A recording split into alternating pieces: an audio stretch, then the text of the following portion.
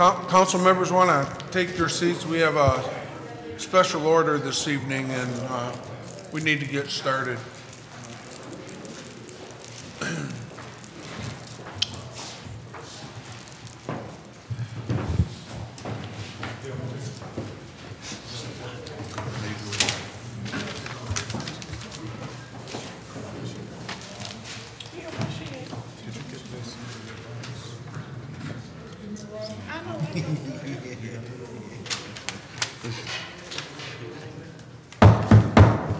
I'd like to call this Flint City Council meeting to order. Today is January 14th, 2013. Can I have roll call, please, Madam Clerk?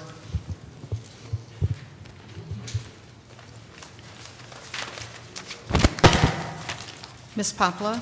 Present. Mr. Nolden? Present. Mr. Freeman? Present. Mr. Lawler? Present. Mr. Neely? Present. Mr. Kincaid? Here. Councilman Wayhill is ill and will not be here this evening, so I just want to make that announcement. And if Councilman Freeman could lead us in the Pledge of Allegiance, please all rise. I pledge allegiance to the flag of the United States of America and to the republic for which it stands, one nation, under God, indivisible, with liberty and justice for all.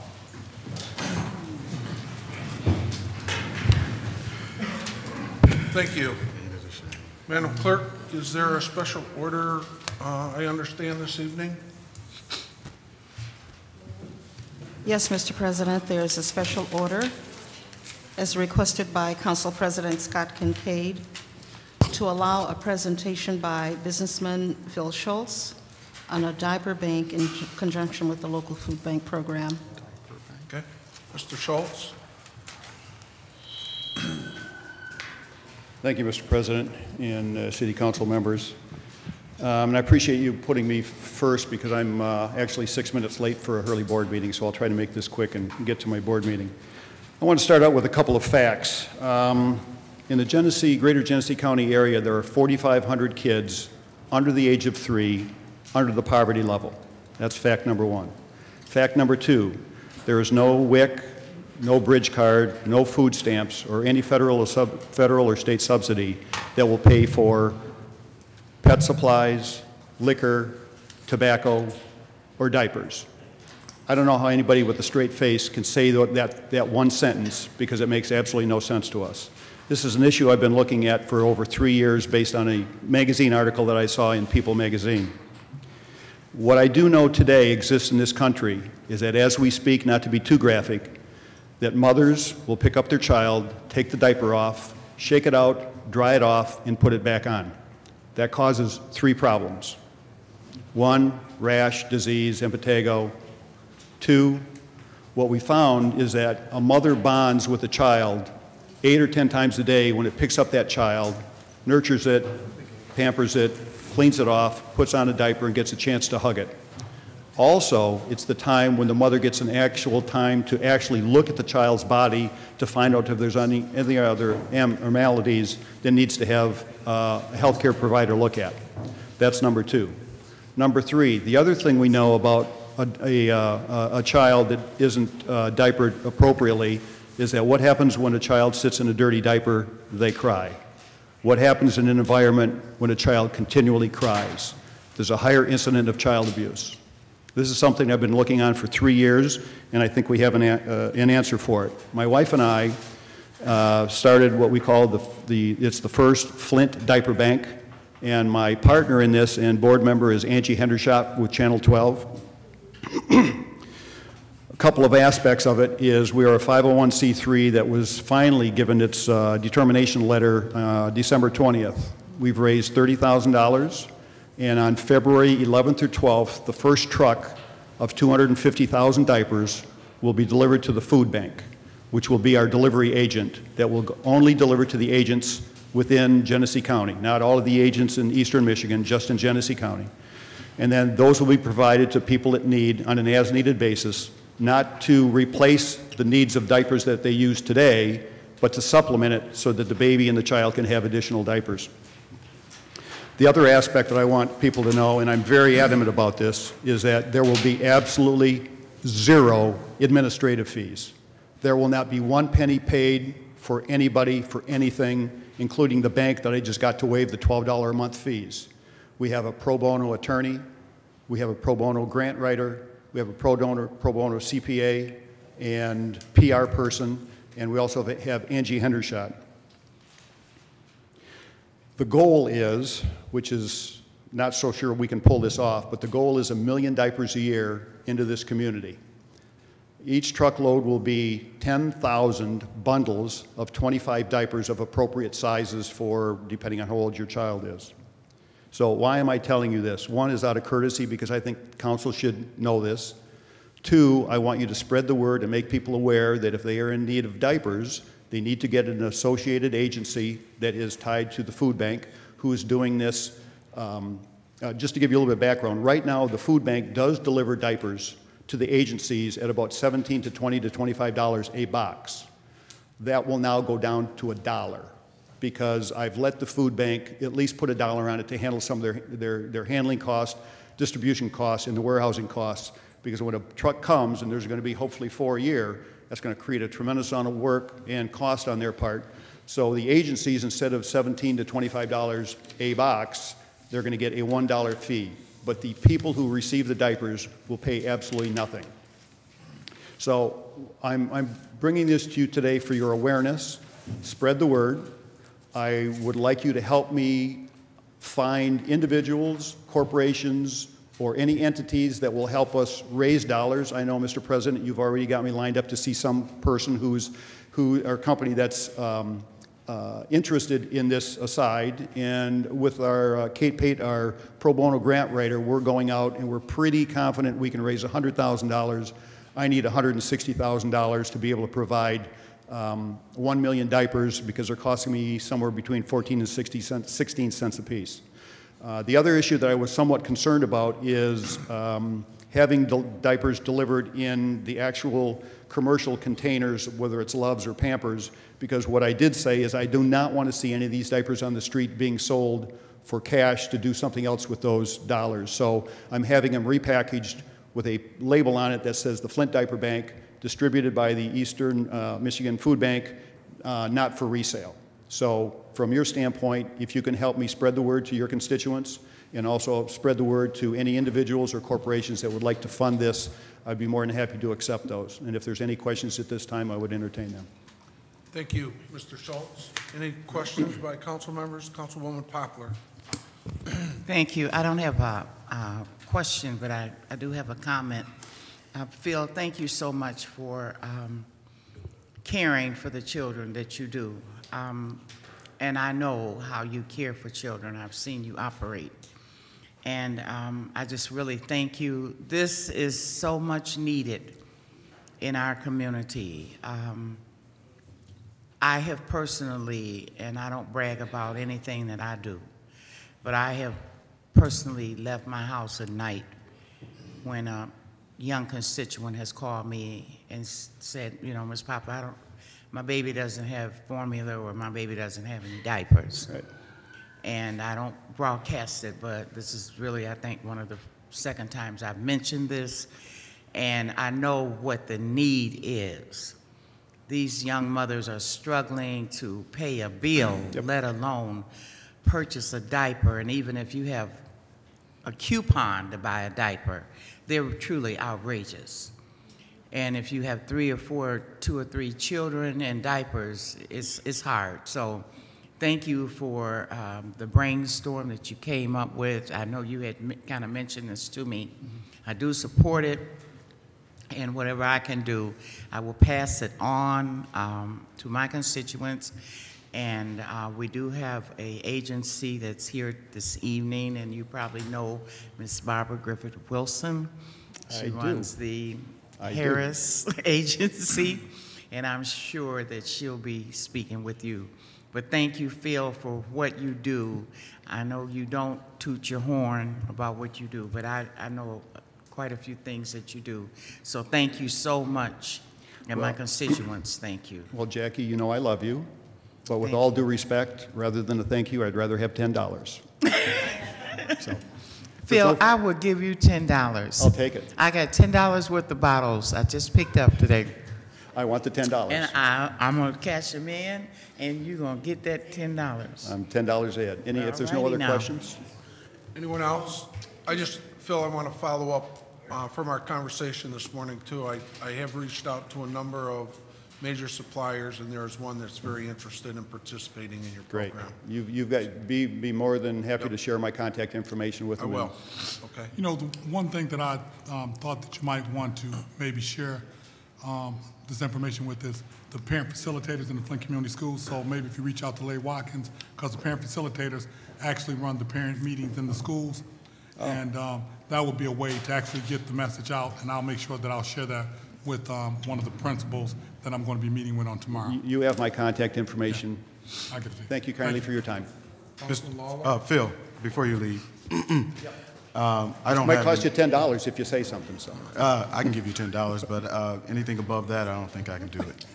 No, but I certainly know of some other recipients that can benefit, from that service. Working with the Department of Human Services, we work with those low-income families, and we have children in foster care, protective services, and then those indigent families that, just really need that type of service. So Great. I'd like to get you before the audience of those staff members and managers to kind of, give them a heads up of this resource that will be available for them in the future. That would be great. And if I could just add one more thing that I remembered is if any of these people ever decide to try to get a job, which is difficult as it is, but realize that if you have to take your child to daycare, you have to bring diapers with you. Mm-hmm. And that is a threshold that is very hard to get over to even be able to start that process, to even start looking for a job. So hopefully we can mitigate that a little bit. Thank you for your time. Thank you. Thank you very much, Phil. Thank you. Now's the time for members of the audience to address the City Council. Madam Clerk will call your name. Please limit your comments to 5 minutes. Refrain from personal attacks on individuals or institutions. First to be called this evening, Madam Clerk. Pastor Latrell Holmes. Pastor Holmes. Amen.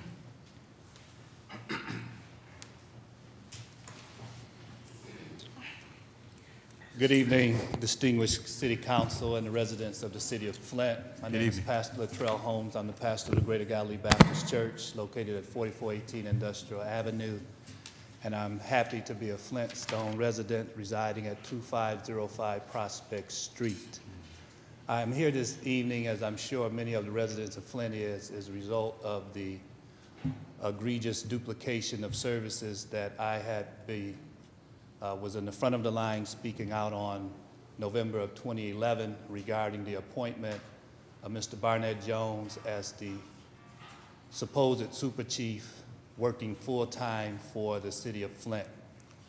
I and a number of other clergy visited with the emergency financial manager during March of 2012, and at that meeting, Mr. Barnett Jones was present under then emergency financial manager Mike Brown, and we were told at that time and assured that Mr. Jones was a full-time employee of the City of Flint. While we expressed, and you all know of my objection as then a member of the Emergency Financial Managers Council, we objected to the fact that there was a duplication of services then, but we were assured that Mr. Jones's contributions to the City of Flint would be of such that our public safety strategy, our public safety plan would be effective in eradicating crime in the City of Flint.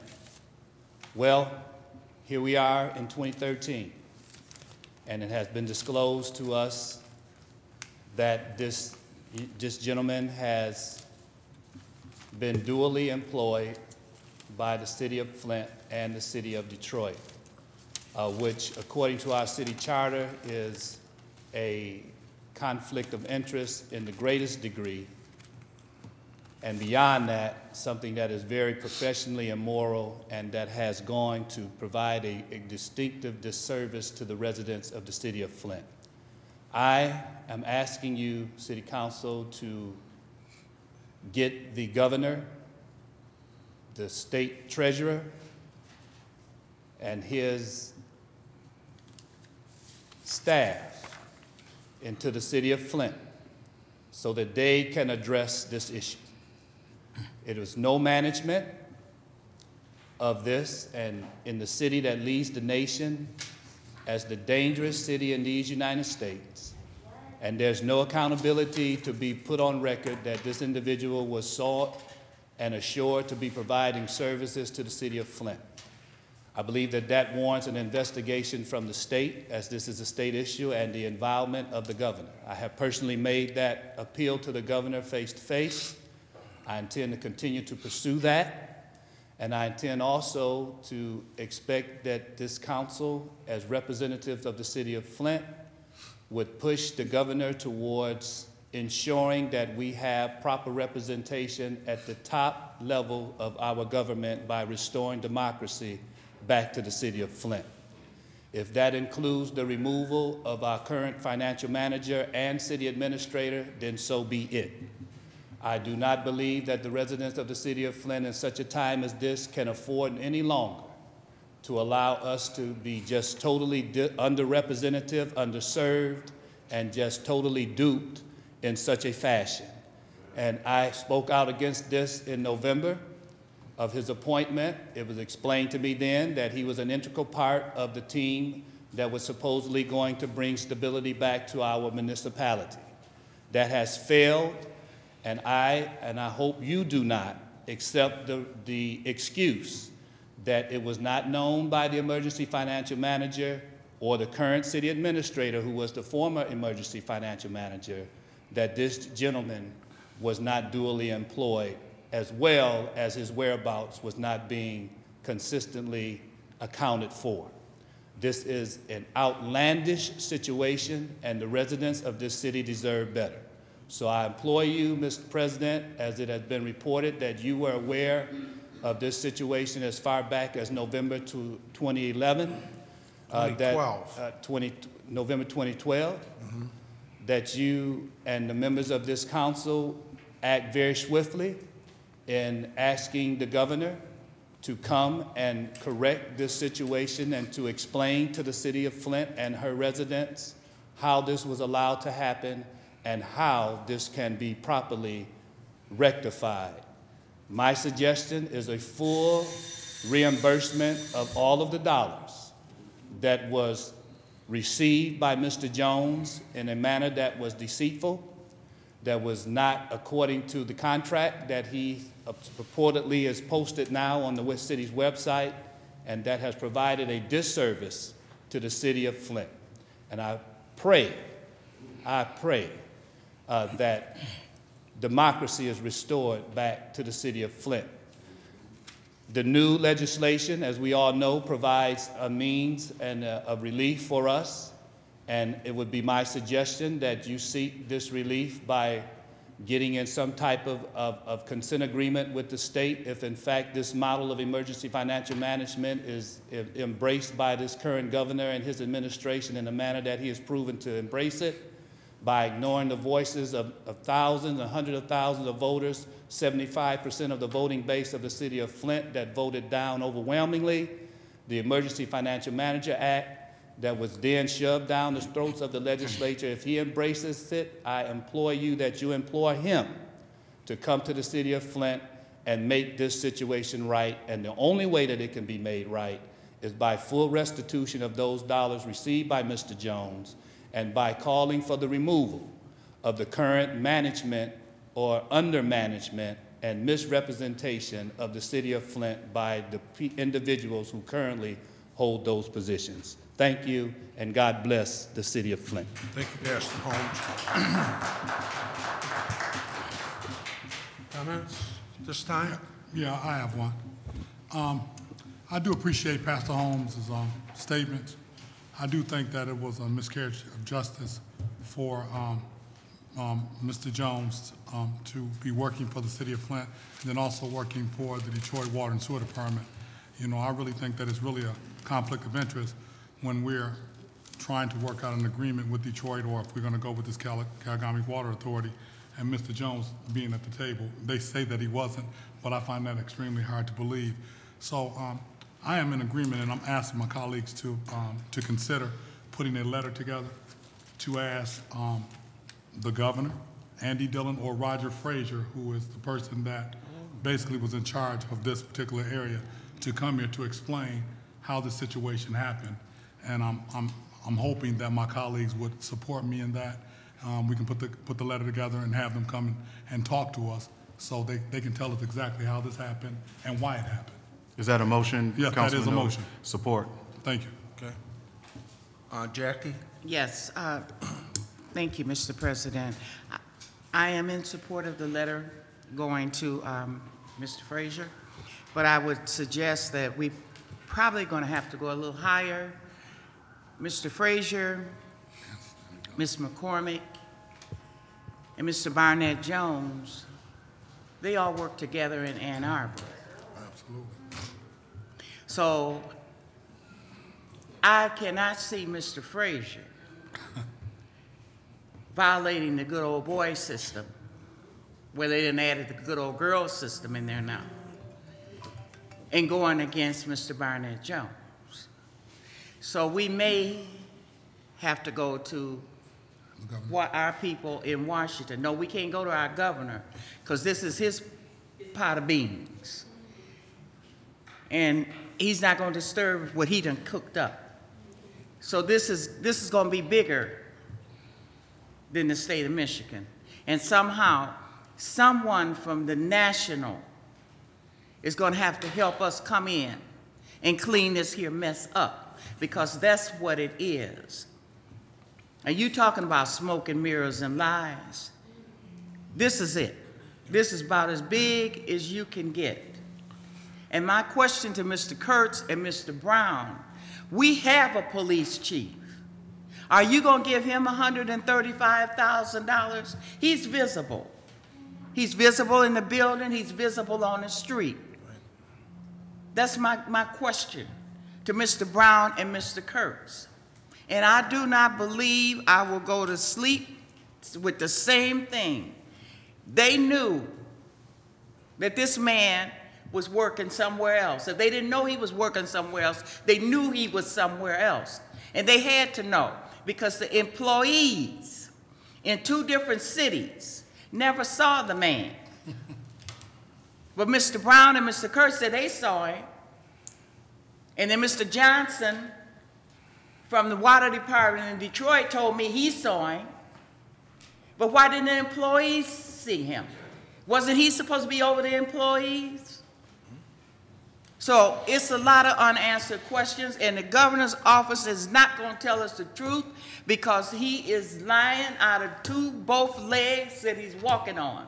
Every time we ask for something, we don't get it. He's corrupted the judges. They've fallen in with him. So this is bigger than us. And we're going to have to go to Washington on this. This is bigger than us. I agree. And Mr. Jones, it's plain and simple. You had 2 hands, you put them in 2 cookie jars, and he needs to man up and give everybody their money back. The city of Flint, city of Detroit. Man up to what you did, because you got caught with your hands in 2 cookie jars. Ray Charles could see it, and he was blind. Thank you. Councilman Lawler? Thank you. And I really wanted to address Pastor Holmes, but I certainly will give him a call and let him know that I appreciate his leadership here in the city of Flint, and certainly need his continued prayers with him and his colleagues here in the city of Flint, because I think that what he has outlined is a good plan for us to follow, as well as what Councilman Nolden has expressed in sending the notice to the governor's office. I believe that we need to put this in writing, and we need to send it to the governor's office so that we can get a formal investigation process going on this and a response from them. I believe that the City Council should not be leading this alone. I believe that it's going to take the community at large to be a part of this, this social cry on what is happening to us here in the city of Flint. I'd like to see the council work along with the clergy, the pastors, and the community to bring voice to this concern that we have here in the city of Flint.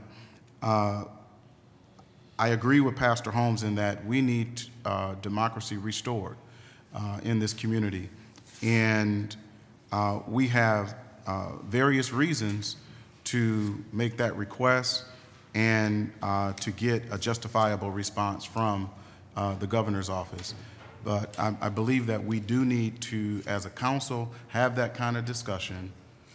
I'm not certain, what it's going to look like, but I believe that it is our charge as a council to come together and to have a discussion about how we're going to move forward with such an investigation and such a response or request to the governor's office.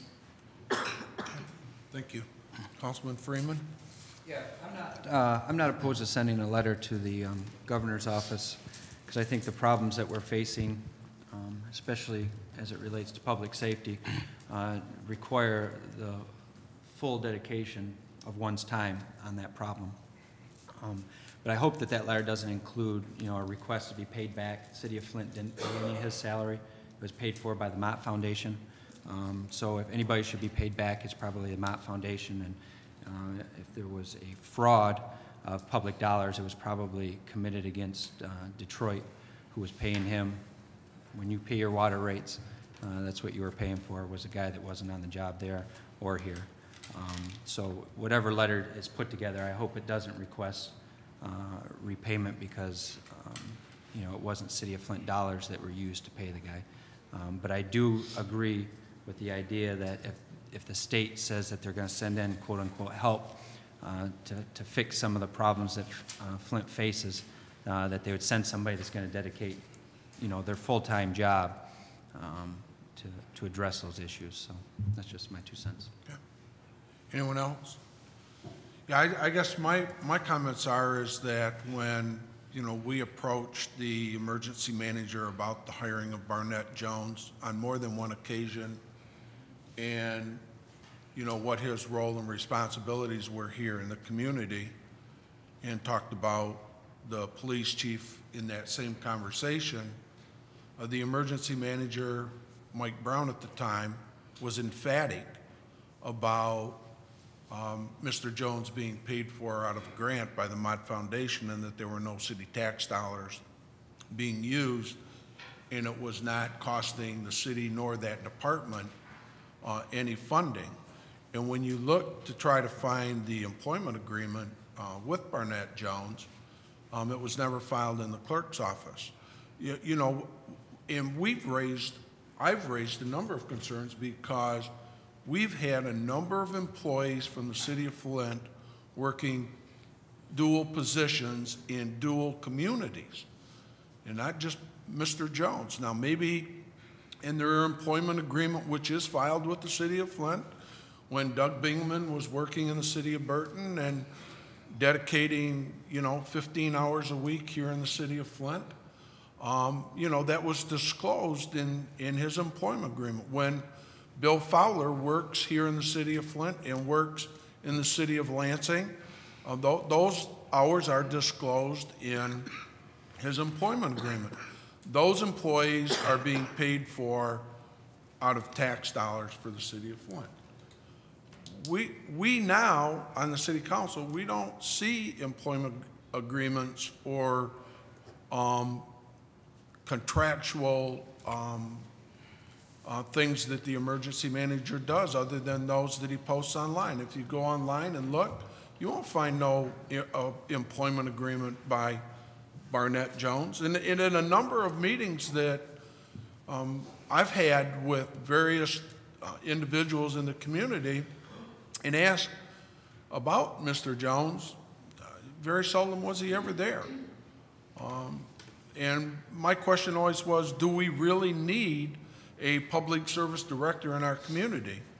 And the response was, the state of Michigan, governor's office, treasurer's office believes that we need a public safety director and that he's not being paid for out of taxpayers' dollars. That was the response that we received, or that I received, from the administration at the time. So I'm glad that the Detroit News investigated it. I'm sure that somebody notified them about what was going on for them to investigate it. So I'm in full support of sending a letter to the treasurer's office. I know the politics that brought Mr. Jones here, and I probably know what the response is going to be out of the governor's office and the treasurer's office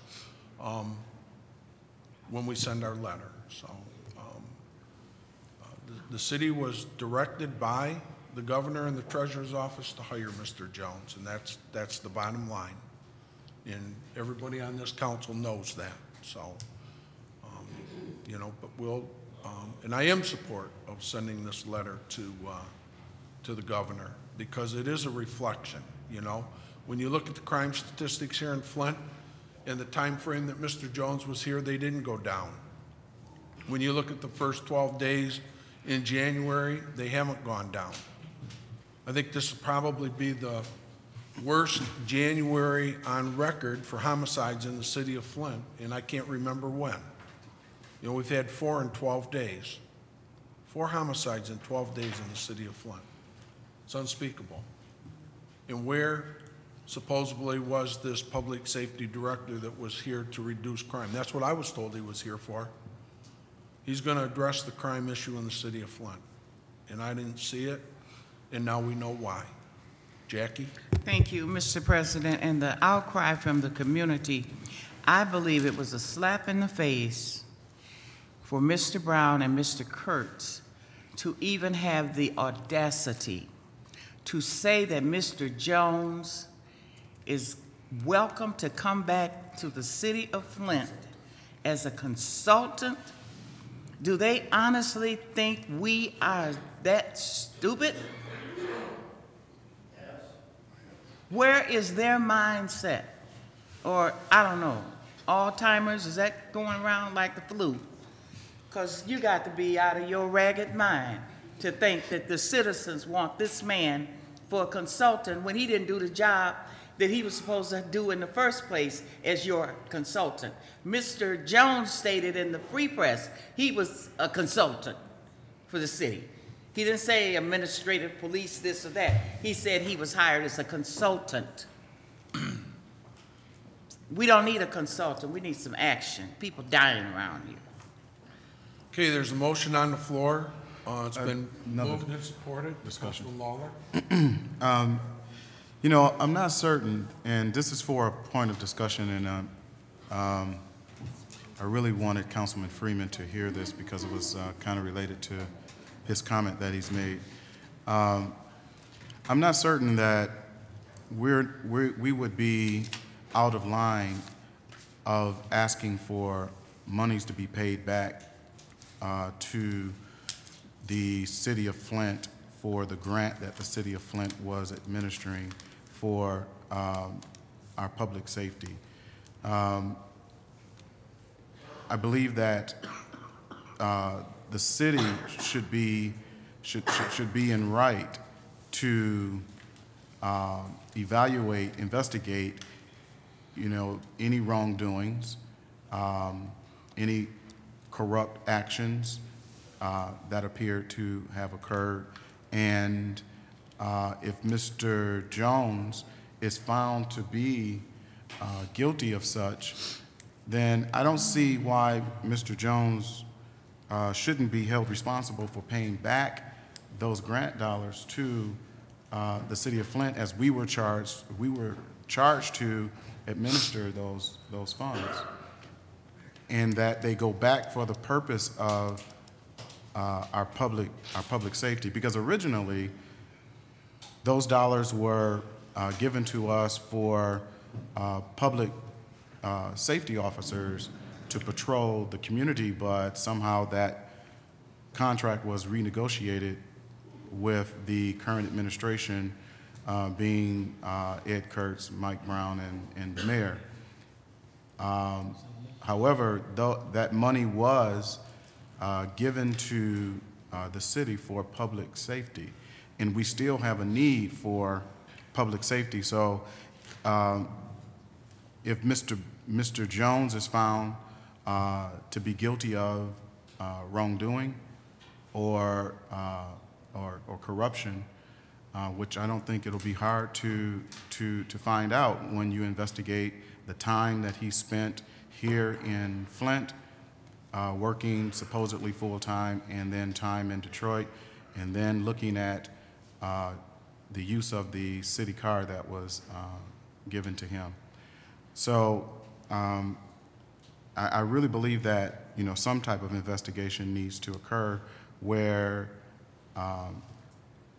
these activities will be found out of the appearance of wrongdoing and the appearance of corruption. And then if he is found guilty of that he be made to pay back the money that was paid to him. Scott, just one other thing. Well, two quick things. One, when we do this letter, I want to make sure that we do it as soon as possible so we can get it to the governors. Yeah. Right. And then secondly, you know, if you just think back, a couple of years ago, we had a police chief that was caught double dipping and almost went to prison behind. That's right. So, you know, when you look at what transpired with this particular individual, I think there's some criminal acts, and I just pulled up M Live, and now they're saying that the city attorney is looking at the employee record or the hiring of Barnett Jones. I don't know why they didn't vet him a lot sooner than now. You know, so that's just my 2 cents on it, and I'm hoping that we can move forward with this as soon as possible. Thank you. You know, and this is what the problem is with emergency managers, just not here in our community, but, you know, throughout the state of Michigan. They don't have to disclose the grants. We've never seen the grant from the Mott Foundation. Have you seen it? We had discussion about the original grant that came from the foundation. We didn't see the change in the... No, we didn't see the change in the grant. We didn't see the new grant. For the administrator, no. No, for the police officers. We haven't seen that grant. I've not seen it. Has anybody seen the grant? We don't know in that grant how much money was set aside, if there were dollars set aside for a public safety director specifically for someone like Mr. Jones. We don't know that. That's the problem when elected officials in a community don't go through the hiring and vetting process to ask the tough questions to make sure that the dollars are appropriated for the position, number one. And number two, if there are any issues and background issues with someone that is applying or being recommended for this appointed job. So no different than what they're about to do in Congress for President Obama's recommendation for a number of positions. Under the emergency manager law, we don't go through that process anymore. And we don't see the grants. I've not seen the grant. We didn't approve it by resolution. It was given to the emergency manager to implement the grant. I don't know the terms of that grant. We don't see that. So in that grant, and it's not a consultant either, Mr. Jones had a employment contract with the city of Flint. 3 years. We don't know what that grant says for that employment contract. And I'm not saying whether it's in there or it's not in there. My point is, we didn't see it, and we don't see it, because we don't accept those grants anymore. We just know, and we were told, that the city received the grant for public safety from the Mott Foundation. That's all we were told. And so we need to follow up with the letter. We definitely need to do that. But this is a bigger issue between the city of Flint and the emergency manager in the state of Michigan. And, you know, this kind of stuff could be going on in other communities like Detroit, which Barnett Jones worked in, as in the city of Flint. So with that, we'll work on that letter tomorrow. And we'll make sure everybody gets a copy of the draft before we distribute it and send it to the governor and the treasurer, Andy Dillon. So any other discussion on the letter? Roll on the letter, Madam Clerk. Ms. Kroom? Pardon? Yes. Ms. Poplar? Yes. Mr. Nolden? Yes. Mr. Freeman? Yes. Mr. Lawler? Yes. Mr. Neely? Yes. Mr. Kincaid? Yes. The vote is 7 yes, 0 no. Okay. Our next speaker, Madam Clerk. Monica Galloway?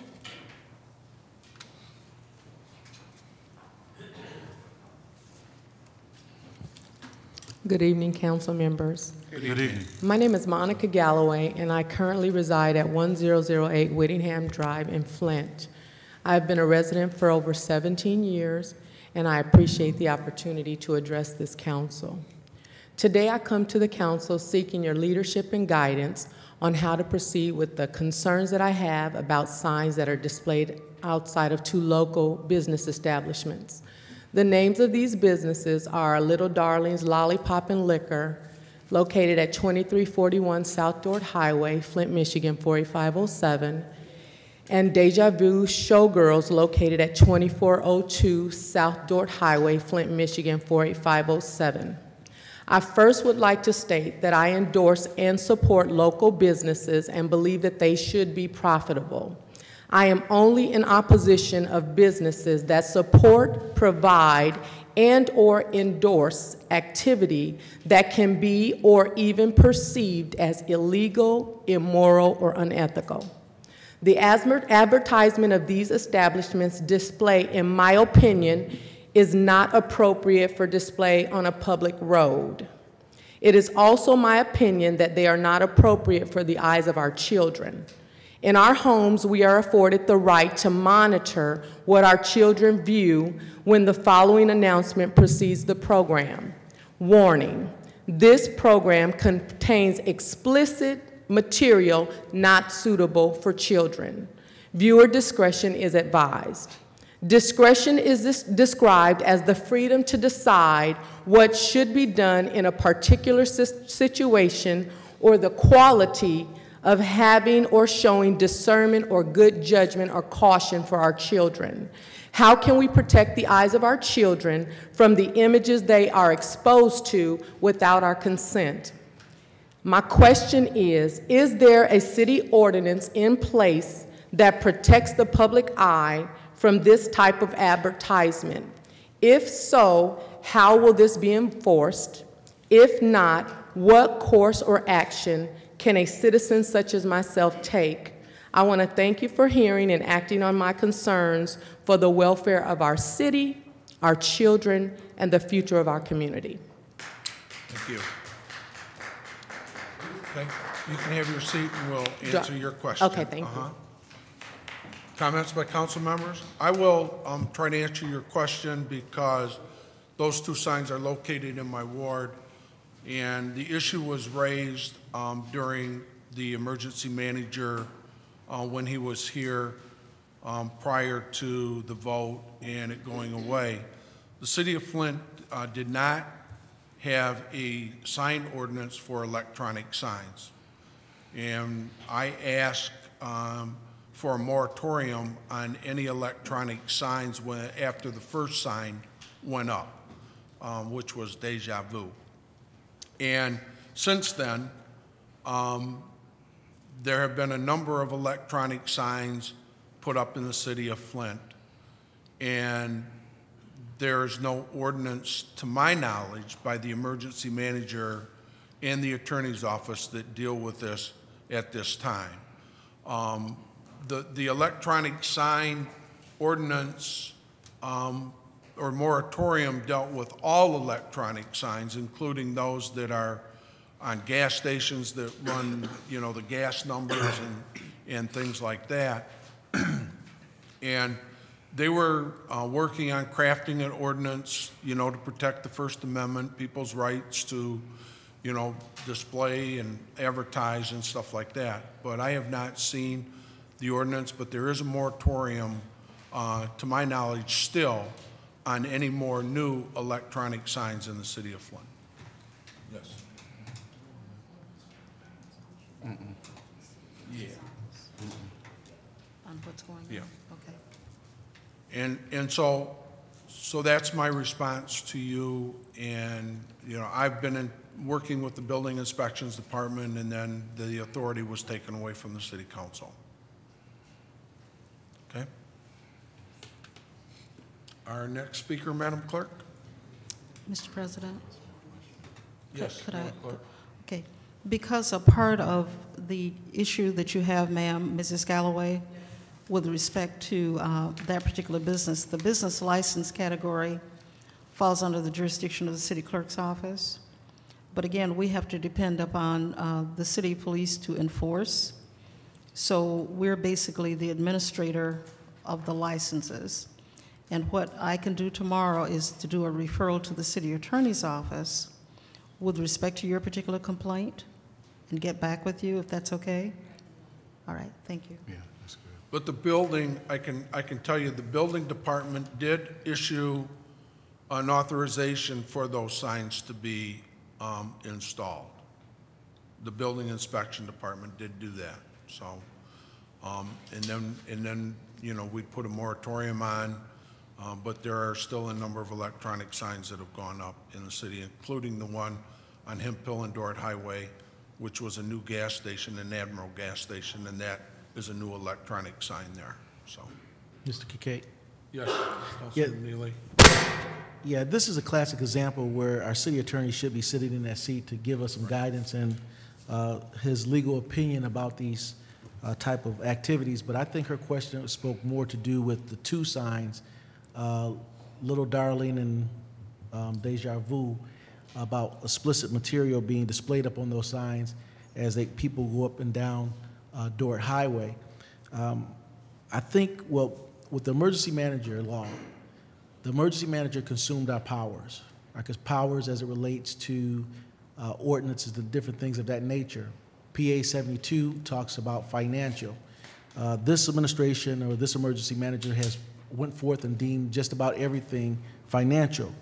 But the residents of the city of Flint also have the ability to put a referendum before the people and also to get an ordinance made. I think the number is 1,000. Josh, help me. How many signatures they need on a referendum to get an ordinance? 5% of the governor's election. Mm-hmm. Right. So residents also have that power.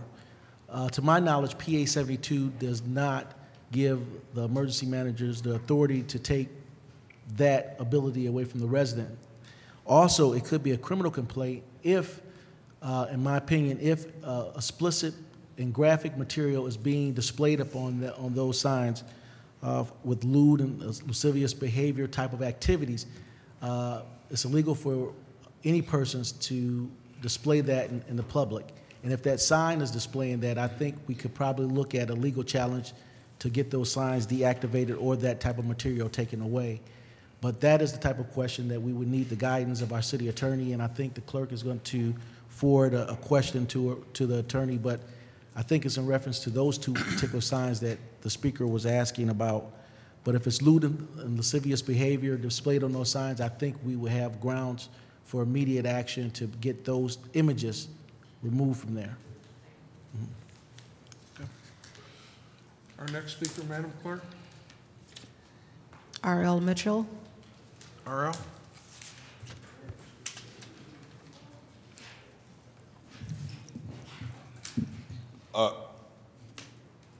Good evening, Council.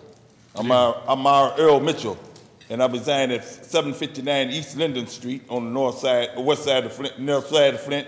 And first of all, I want to say Happy New Year and welcome the new council member to the council, Miss Cooney,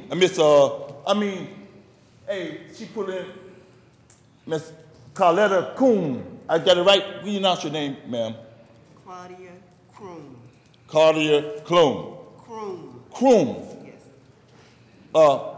If nobody never welcomed you to the council, I'm welcoming you to the council as a citizen of Flint. Okay, and now, Scotty, President. Hey, Scotty, I got some concerns of, just like the lady just mentioned, talking about parents guiding, talking about these electrical, what you watch. But my concern about the other speaker, Sims, talking about diapers, sending money to his address.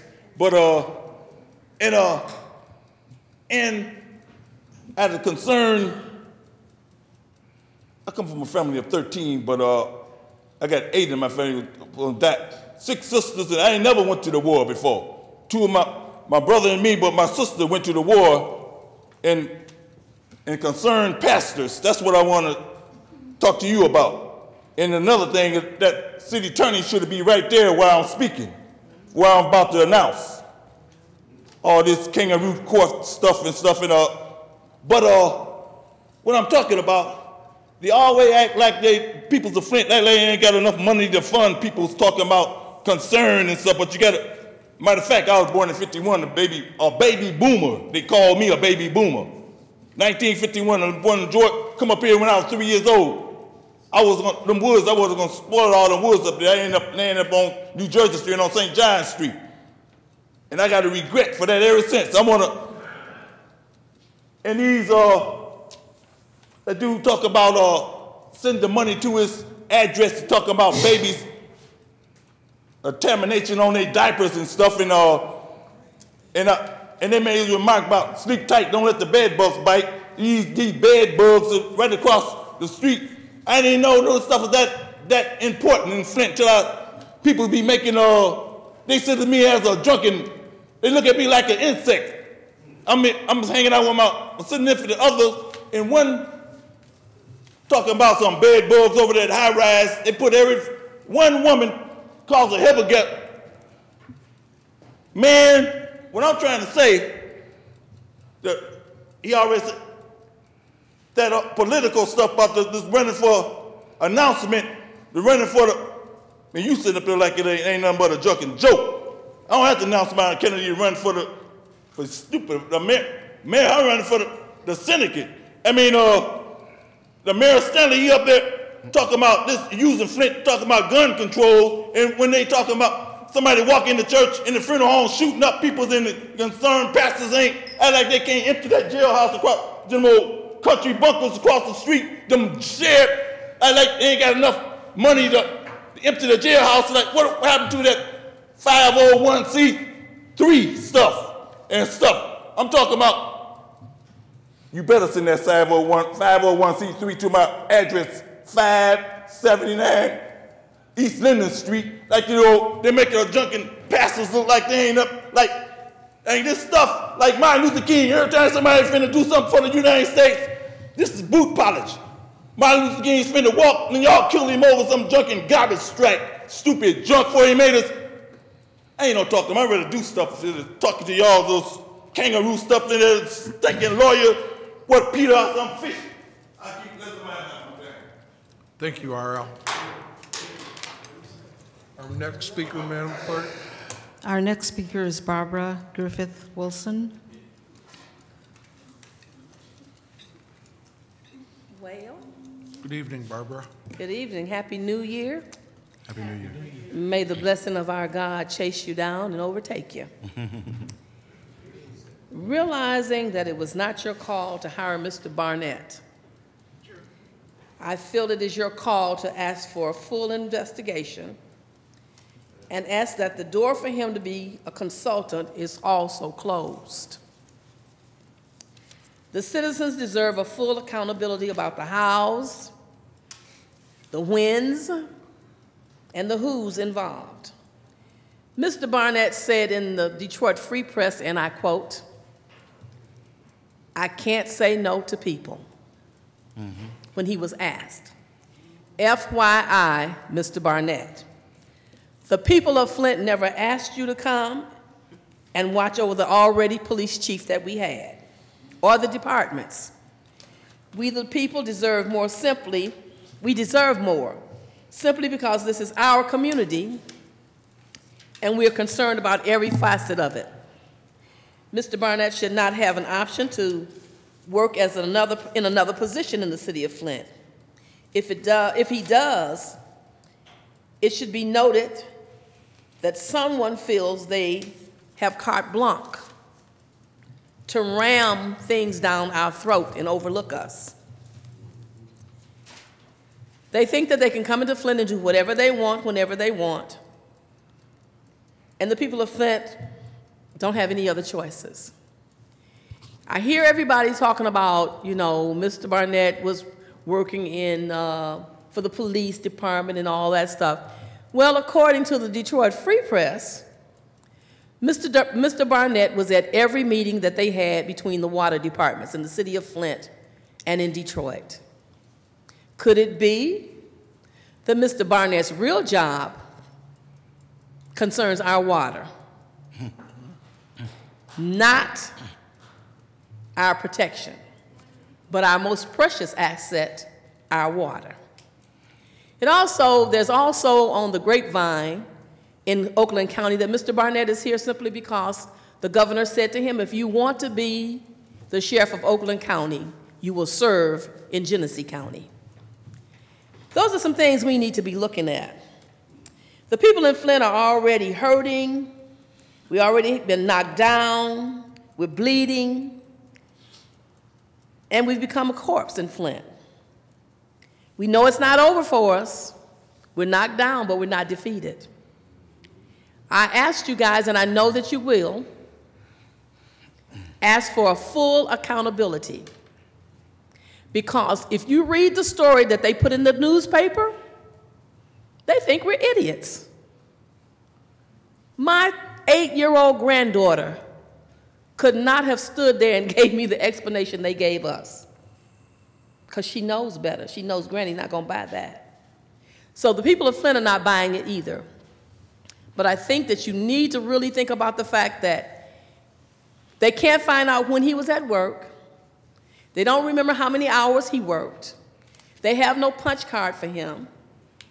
But he was at every meeting that the water departments had in Detroit, between Flint and Detroit. Of course, he didn't say anything at the meetings. He was just at the meetings. That is a bunch of malarkey, and we don't need to buy it. So I trust that you guys will call for a full investigation.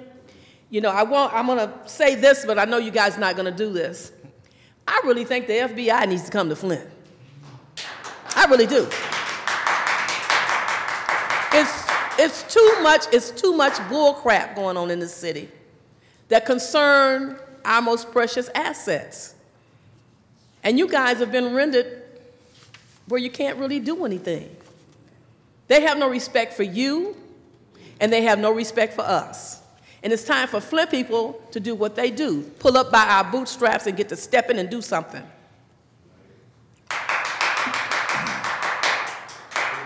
Thank you, Barbara. Our next speaker, Madam Clerk. Our next speaker is Shirley Taylor. Ms. Taylor.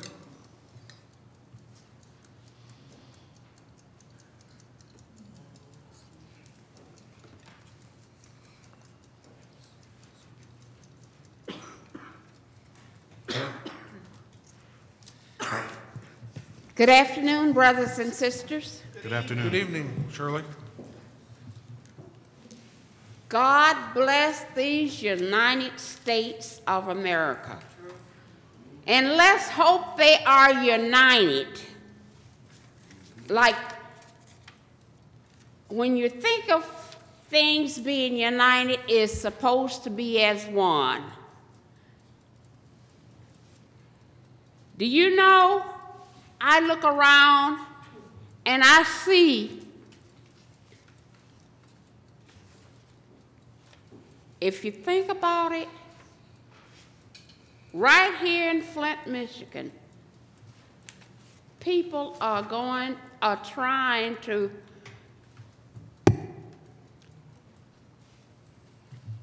change the Declaration of Independence.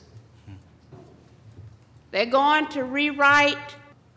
My 8-year-old granddaughter could not have stood there and gave me the explanation they gave us, because she knows better. She knows Granny's not going to buy that. So the people of Flint are not buying it either.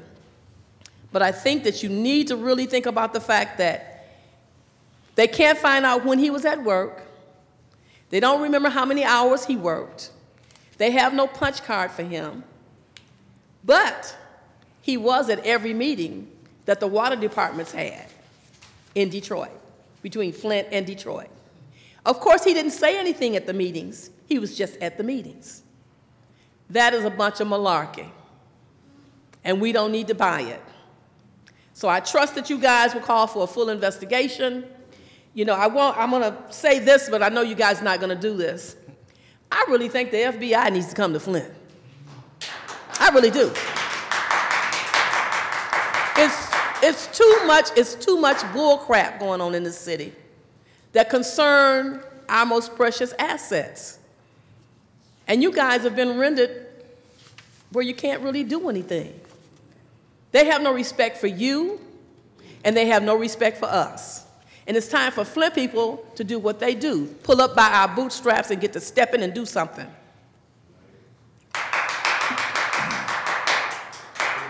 Thank you, Barbara. Our next speaker, Madam Clerk. Our next speaker is Shirley Taylor.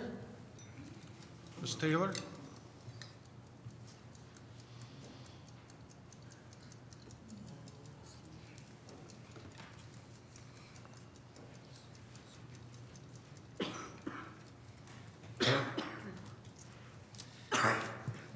Good afternoon, brothers and sisters. Good afternoon. Good evening, Shirley. God bless these United States of America. And let's hope they are united. Like, when you think of things being united, it's supposed to be as one. Do you know, I look around and I see, if you think about it,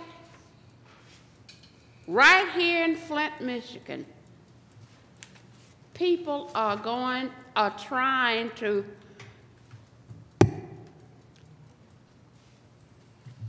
change the Declaration of Independence.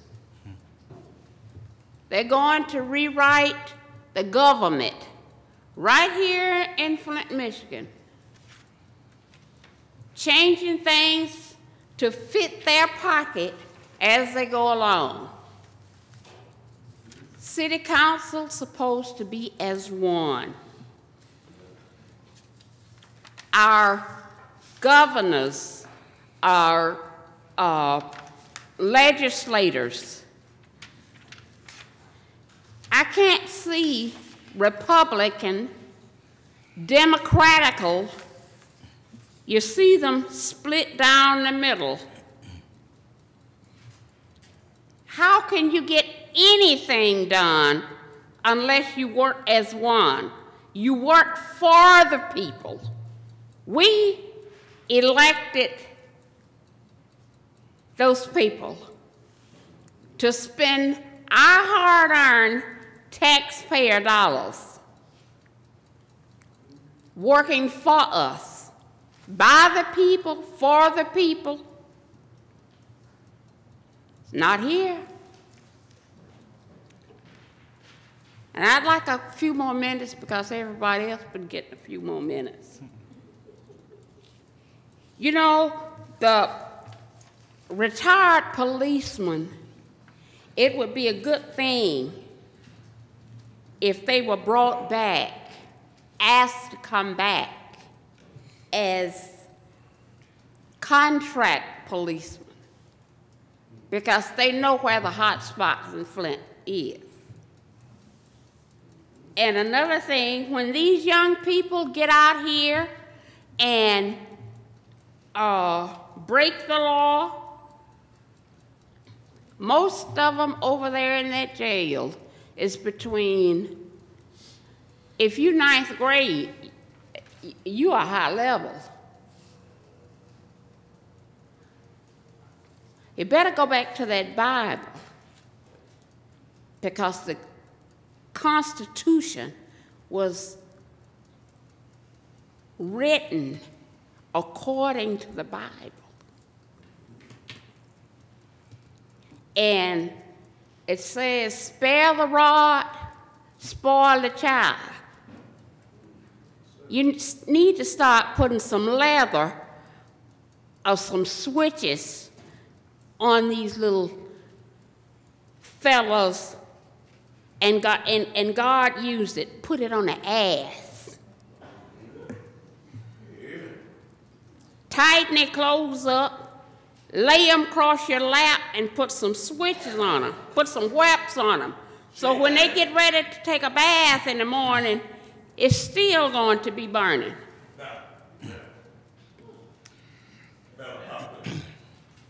And when they do things that they're put in jail for, wake them up every morning. There are retired school teachers that are men. Put them in classrooms. You give up your right when you go out here and kill somebody.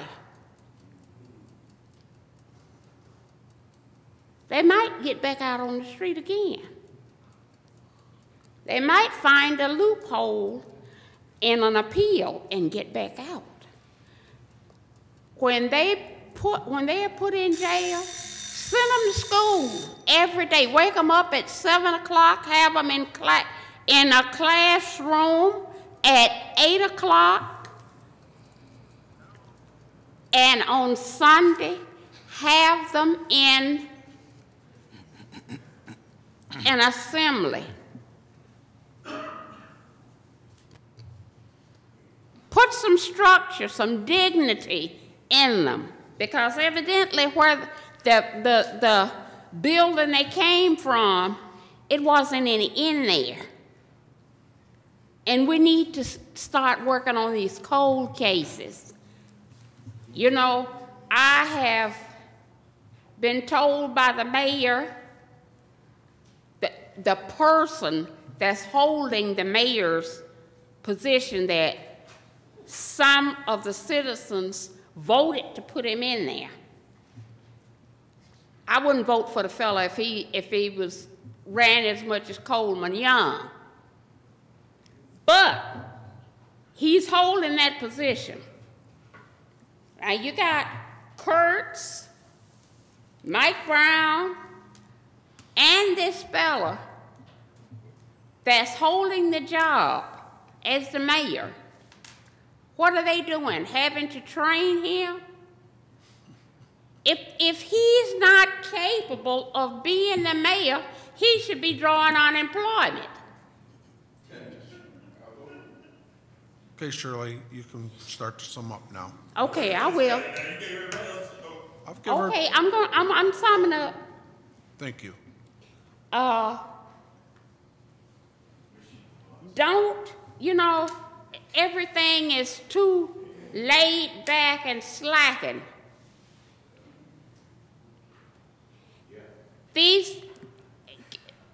I see union busting when you try to combine the police department and the fire department.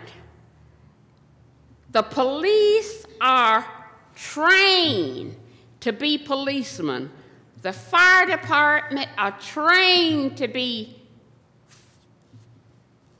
firemen. They're police at fires when there are fires. But I can't see sending a fireman to a police call.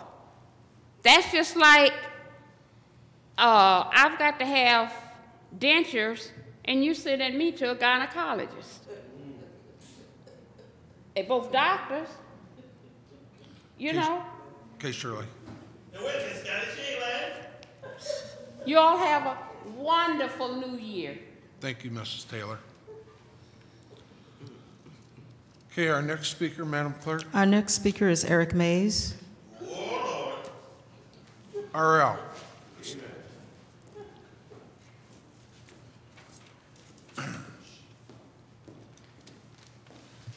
Good evening, Eric. Good evening, Council President Scott Kincaid. I just can't stop coming here, particularly when you look at what's happening right now. I was in court last week, and I want the council to know that we have a trial coming up. And the main reason for that trial, in my legal opinion, is because the city attorney, Peter Bade, and Mike Brown haven't been following the rules. And that thing has come to a head. It'll be 2 or 3 council people who will receive subpoenas. We argued over the case, and the argument was which witnesses can be subpoenaed and which exhibits can show up. I won. All witnesses that I want will have to show up. On the council, I've had conversation with Mr. Freeman. I've had conversation with former President Popular. You are the current president. It's a reason we need a president there or somebody with presidential experience because of Emergency Manager Order number 12. Number 12, I think it was, gave the payback to the council, and it also set up council meetings. And it said in that order that the council would conduct public hearings. This particular case deals with being arrested for speaking over 3 minutes in a public hearing. Scott, that public hearing was held by Crystal Olmsted conducted it. No council chairperson or president has spoke on in Emergency Manager 12. And now when I get home and I get ready for trial, I noticed that Public Act 146 says that the public hearing for tax abatement is a public hearing of the legislative body. So the city attorney's office have argued that it wasn't a meeting of the council. It wasn't a public hearing of the council. But if they got that tax abatement, I can assure you it had to be a public hearing of the legislative body. Even if Mike Brown was acting as the legislative body, that'll put the 10-minute rule back into play, and I'll win that trial. I thank you, and Josh, for one, have followed my logic. So we will not only win on all witnesses, we will win on which rules apply once we get the right testimony on what it was, because they've argued it wasn't a meeting of the legislative body. Okay, well, it's a public hearing. It was a public hearing of the legislative body, I can assure you, or somebody done signed some wrong information going to the state. So that's the housekeeping there. But I say that because look at that seat. Peter Bade is repeatedly missing in action in the middle of this legal business. Now, we came here today to talk about Mr. Barnett Jones. Barnett Jones is a legal issue. You shouldn't have to be struggling on legal questions. Look where we're at right now. This is January, and I know I'm gonna go over, Scott. This is January. The new emergency manager law don't take effect until the end of March. That means we're under Public Act 72 right now. Under Public Act 72, I'm gonna say what I've said at this microphone the last 2 or 3 times. Doesn't Public Act 72 allow y'all to start having committee meetings? Don't Public Act 72 allow y'all to have investigative hearings and/or public hearings to remove people? I would say, just off the top of my head, from thinking back at Public Act 72 when Kurtz was here before, the council has more power right now than it had under Public Act 4. And if the council has power between now and March, and we are in these legal tug-of-wars, not just the one that I'm in court, because that's gonna help the city as well, but you now have to make some moves in a short period of time.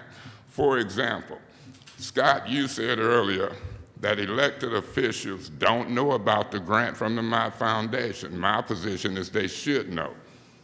That's an investigative hearing aspect. You've got all the free time in the world right now because they ain't giving y'all nothing on the agenda. So if you got Public Act 72 operating and you can call a special meeting within 24 hours, even though you send letters out to the governor and Dillon to come in, you have to do your due diligence and use subpoenas as well. And you have to do it in front of the public because government is checks and balance, transparency, so forth and so on. So I urge the council, as you send letters out and ask others to do investigations, if Public Act 72 allows you to do them, then you should do one as well. Because look at what's happening. Genesee Tower's been sold for $1. They put out bids to privatize the garbage. My understanding, I got a call from a garbage man. He said that Mike Brown and Arnold Brown came down and told them they can put in applications with the other company, but maybe within 30 days, we fixing to sell them expensive garbage trucks and privatize the garbage. Even though we got a levy and a millage or some money we paying for garbage. They privatizing the garbage. The murder rate then stayed the same as our record number. 8 million in an additional deficit. It's a bigger picture. That means emergency manager has not worked. It has got worse. The murder rate is worse than it was when they came in that year. The deficit is doubled, and it's got worse. They're not disclosing what they're doing in the garbage department, the water department. Listen to what they said about Mr. Barnett Jones. They said, yes, he sit in on the meetings in the city of Flint as water was discussed, but he didn't say nothing. Well, guess what? I can sit in and get all the information I want and don't say nothing in the meeting. I can go to Detroit, sit in the water meeting, and don't say nothing in the meeting, but privately, I could get with you, Scott, and tell you everything you wanted to know. So when I read between the lines as what's happening as far as the corruption, the waste of money, the bigger picture about how this form of government is working, we're under Public Act 72. We know that the new law is coming up, and I've articulated the whole time. If they're not going to bring in some undercover 20 and 30-year-olds coming back in from Iraq for the Detective Bureau, who can hang out and wear saggy pants and attend funerals, plain clothes, and get in there and get the nitty-gritty, because patrol officers don't solve crime. They're not proactive, they're reactive, and they only can give presence. The Flint Journal did an editorial, and the Flint Journal done got serious now. As I go to my seat, Scott, the Flint Journal done got serious, saying in their editorial, give us the answers to public safety. Barnett Jones didn't give them. Nobody in the leadership of the city have given them. Y'all better keep that new hiring as it relates to the Detective Bureau on the front burner, because you can fix the Patrol Bureau all you want, but until you fix the Detective Bureau and understand that's where the action is at, you're not gonna help fix Flint. The Ombudsman's office, now that Public Act 4 is gone, the actions like Emergency Manager Order 12, the Ombudsman's office, the things that he did, of course some of them is staying in place because he did them when he had legal authority. But if that order number 12 is in place, why ain't Mike Brown here? If the order that closed the Ombudsman's office is still working, even though he's gone and that's been repealed, we can't go to the Ombudsman's office on Barnett Jones. Right now, I ask Scott, you, the council president, and the council leadership, take an inventory of those orders. The ones that should still be in play, keep them there. The ones that ain't in the play or that don't fit, remove them off of that website. do an inventory and bring us back to speed on which orders is there and which ones are gone. Because we can look at this meeting and tell that emergency manager order 12 ain't in the play because either Curtis or Mike Brown ain't here, but y'all meeting. Thank you. Thank you, Eric.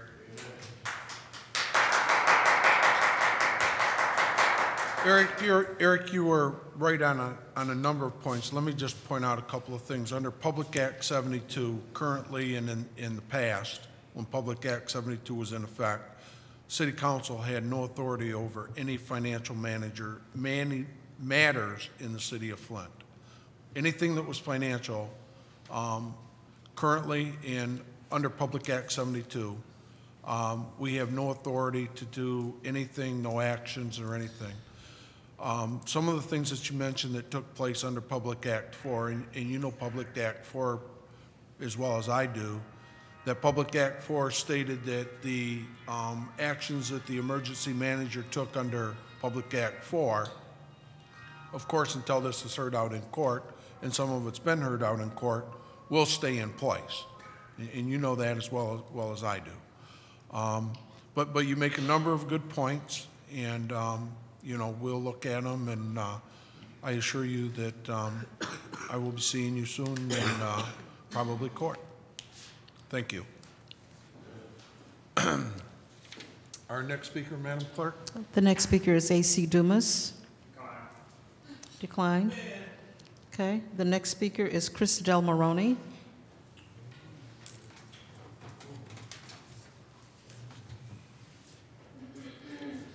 Thank you. My name is Chris Del Moroni. I live in Flint, Michigan. Here we go again, spiraling to another all-time low. It never ceases to amaze me.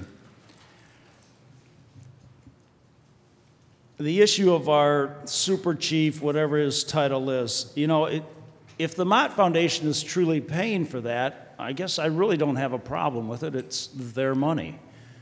If the city of Flint is the administrator of that money, I certainly have a problem with it. Let me ask this question. I mean, I ask it to council, but you know, it needs to go to Brown and Kurtz and them guys. If the employee agreement with Jones did not speak to dual employment, and he was doing such a fine job for the city of Flint, why would they let him go? What did he do wrong? The administration has said he did a great job. He was worthy of the money. There was nothing in the contract that said he could not have another job. They failed to ask if he had another job or would get another job. But what would be wrong with that? I see nothing. Our city, our community, it never ceases to find a way to spend the taxpayers' money foolishly. We're going to have an election here, a special election for state senate. And that is going to cost our community thousands of dollars. $140,000. $140,000. Thank you, President Kincaid.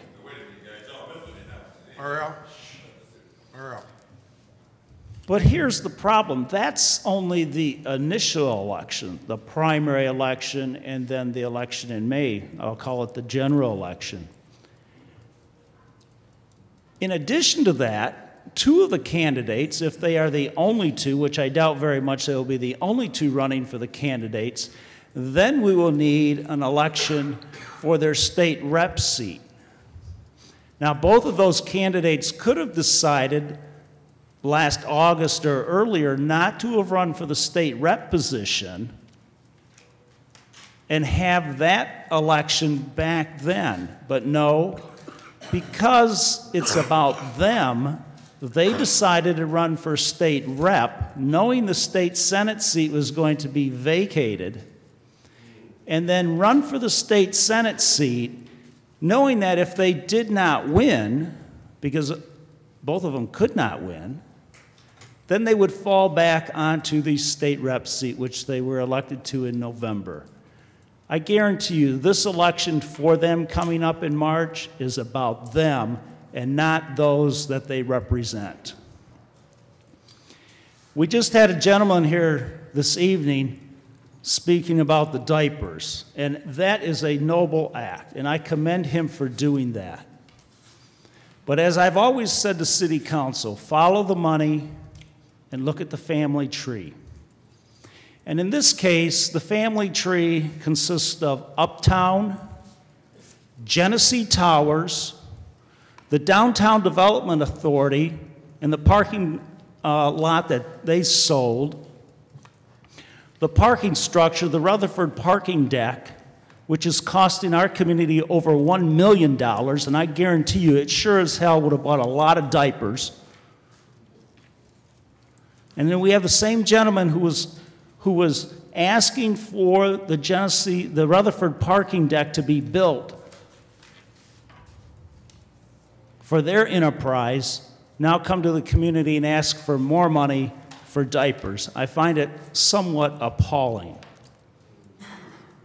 As good and a noble act as it is, and as good as it is for the children to have those clean diapers, because I've spent 25 years, volunteering in this community in different organizations for Special Olympics, and I know the needs in this community are great. But I've never come before this community and asked for a multi-story building for $1. I've never come before this community and asked for millions of dollars for the city of Flint to back the bonds for the Rutherford parking deck. I see on page 3 here, under communications from city officials, item number 130009, a press release about an online auction to sell surplus equipment and assets. Well, I'll be damned. Why didn't they do that for the Genesee Towers? We have the same people in play here trying to sell stuff today as we did a few months ago for the Genesee Towers. It's appalling. You think we're getting ripped off now? Watch that water pipeline. It's not Carrie-Dondy Water Authority. It's the Genesee County pipeline. Genesee County, the residents don't realize that they're backing the $30 million for the intake valve 1.5 miles out into Lake Huron. It's terrible what's going on in this community. Our children are no longer dying just in our streets, they're dying in our churches. My God, pray for this community.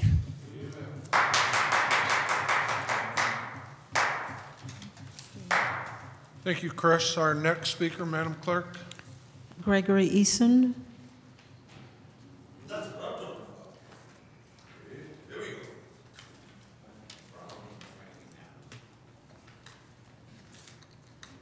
Good evening, Council President Scott Kincaid, and to the Council.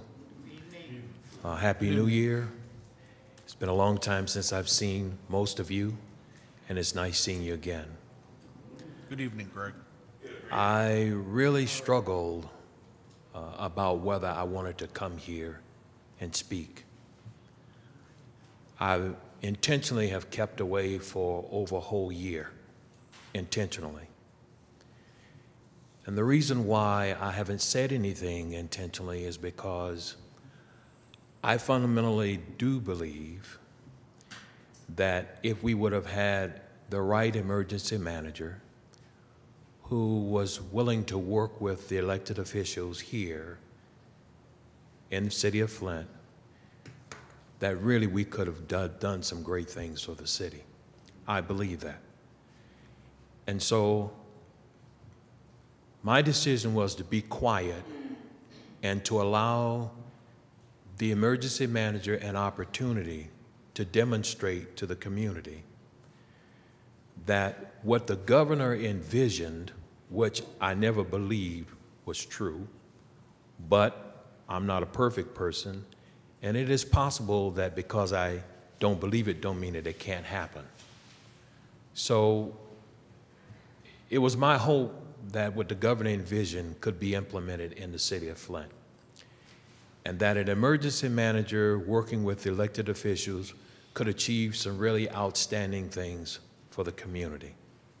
So I wanted to be quiet and let that process take its place. Saying anything prior to then would lead anything that I say to be questionable and to have some sort of political implications. Whether that was true or not, people would believe that I have some political agenda. So I wanted to just stay away, stay in the background, allow the process to take its place. Because I fundamentally do believe that with the extraordinary powers that the governor had given to an emergency manager, if that person was willing to work with the elected officials, we really could achieve some outstanding things. That's number one. Number two, I do believe in my heart that we do need to have a public safety plan. I felt that way during the course of the 2 years that we were here, and we did not achieve that. So, in my mind, be quiet. Allow this new person to come on board who the governor had assigned to come in and work with the city and establish a public safety plan that I felt in my heart the city needs desperately. Because when you take a look at the north end of Flint, and I only say that because that's where the majority of crime is occurring, we can't continue to let children and old people die unnecessarily. We can't continue to talk on one side of our mouth about economic development and on the other side of our mouth be the capital crime of the city. We can't do that. So we have to deal with this issue of public safety. I was hoping that this individual that came on board would engage the community. See, you cannot have an effective public safety plan without going to the streets of the people who are affected by the crime. That is going to the block clubs, that is going to the nonprofits, that is going to the different groups that are out there in the community and engaging them. I agree with Eric Mays that it was noble for the Flint Journal to ask the question and to solicit suggestions about what can we do. But that was the purpose of having this public safety person. Because the public safety person was supposed to go to the community and ask the community, what do you think I can do and the city council can do and all of the leadership of the city of Flint can do to help create a plan that make you feel safe? Go ahead, Greg. You cannot have an effective public safety plan with just a room full of people who are doing nothing more than rubbing stamping a plan that you put together. Because it does not reflect the tenant, it does not reflect the feelings, it does not reflect the feelings of the public, the people who were being affected. There should have been some grandmothers, great-grandmamas, aunties, uncles in community sessions talking about their fears, talking about the things that affect them, giving some suggestions, because I do believe that they have some ideals. But that was the purpose of having this public safety person. So I don't see, and I have not seen, that doesn't mean it doesn't exist, but I have not seen a public safety plan to date that reflects that kind of input, participation on the part of the public. I do not know, I've never seen this individual who I've never met, Mr. Jones, ever go out to the community and have that kind of engagement with the community. So if there is a public safety plan, that plan must be a plan that Mike Brown and Ed Kurtz, and Mike Brown don't live where there's crime. Mike Brown don't live on the north end of Flint. Mike Brown don't live on the south end of Flint. He don't live on the east end of Flint, and he don't live on the south end of Flint. He don't live nowhere near this place. Ed Kurtz is privileged. So Ed Kurtz don't know what it means to deal with a siren blowing at 2 or 3 o'clock in the morning, a bullet coming through his wall. He can't relate to that because Ed Kurtz is privileged. I'm not knocking that. I'm not saying there's anything wrong with it. What I am saying is something wrong when you call yourself having a public safety plan that doesn't reflect the people. And it really becomes suspicious in my mind when you don't live where those people live and help to try to protect them. So whoever this person is, Mr. Jones, who I don't know, I've never met him, but he can't be in Ann Arbor and protect the citizens of Flint. So I have some real concerns, and I think it's a bit disingenuous for Mike Brown and Ed Kurtz to pretend like they really don't know what's going on. I think it's a bit disingenuous for Channel 12, for the Flint Journal, for Channel 25, for you guys to have not held these people accountable and responsible.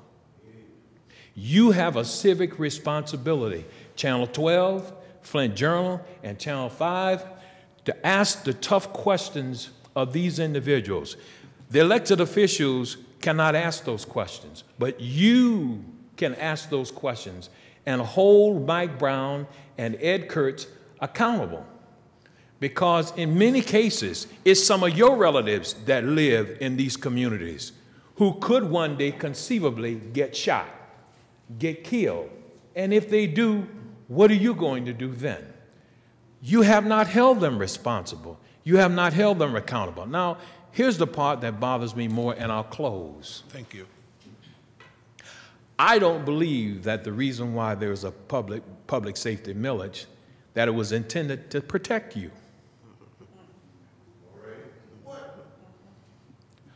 I believe that the purpose of a public safety millage and Channel 12 and Flint Journal and Channel 25, my challenge to you is to ask that question. Let them prove me wrong.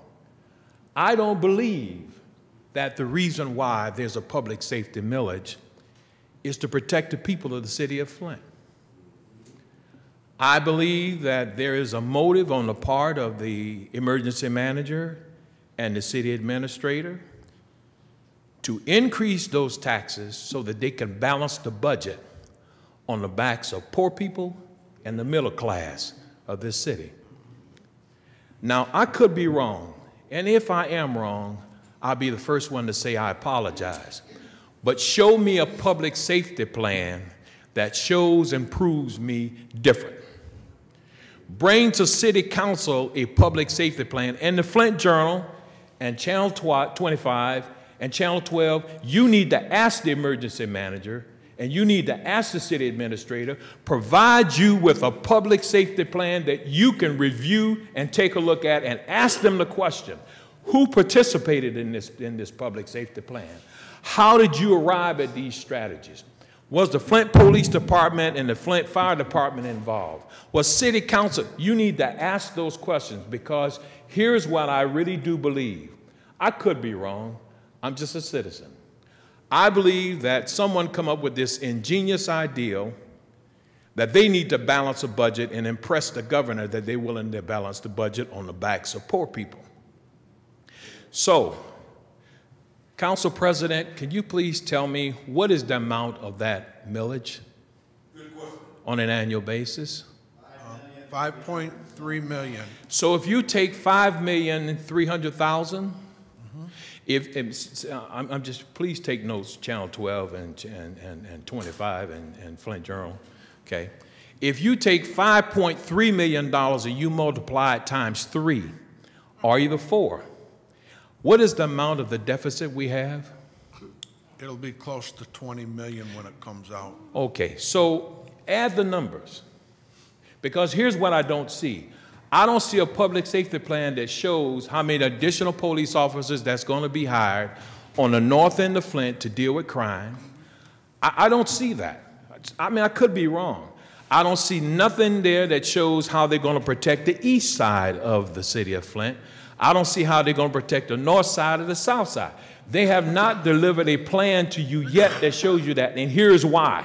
And let them refute me. Let them prove me wrong. It's because this has nothing to do with public safety. And so what bothers me is when they sit there and manipulated Channel 12, Channel 25, and the Flint Journal, and the pushing this public safety millage. You push that. You push that without, first of all, holding them accountable and saying to them, before we go out here and we push this here doggone public safety millage, we, the Flint Journal and Channel 25 and Channel 12, owe it to the people to show them how you're going to use their money. They have not showed you that. I have not seen nothing yet. I could be wrong. I could be absolutely wrong. Right. Now, I'm going to close. Okay. The reason why I've decided to come up here is because I'm just as bad as anybody else. I'm just as bad as Channel 12 and Channel 25 and the Flint Journal if I don't start voicing my opinion. So I want to go on record, Channel 25, Channel 12, and the Flint Journal. I'm going to come to every city council meeting from now on, and I will be relentless until Mike Brown and Ed Kurtz produce a public safety plan that shows how they're going to protect the citizens of Flint and show me and prove me wrong that this has more to do with generating revenue in order for them to balance a budget. They're willing to balance a budget on the backs of poor people, on the backs of the middle class, those people who can really, quite frankly, least afford it, in order for them to prove to a governor that they can balance a budget. We can balance a budget in a more balanced way than the way that they're doing this. And so I want to say to council, every city council meeting, count on me from now on signing that sheet, and I'm just going to keep on railing at Channel 12 and Channel 25 and the Flint Journal until somebody start asking the question of this administration. What are you doing with those public safety dollars? Show the public how you're going to use those public safety dollars. And quit lying to the public and manipulating the public by telling them you care about them and you don't.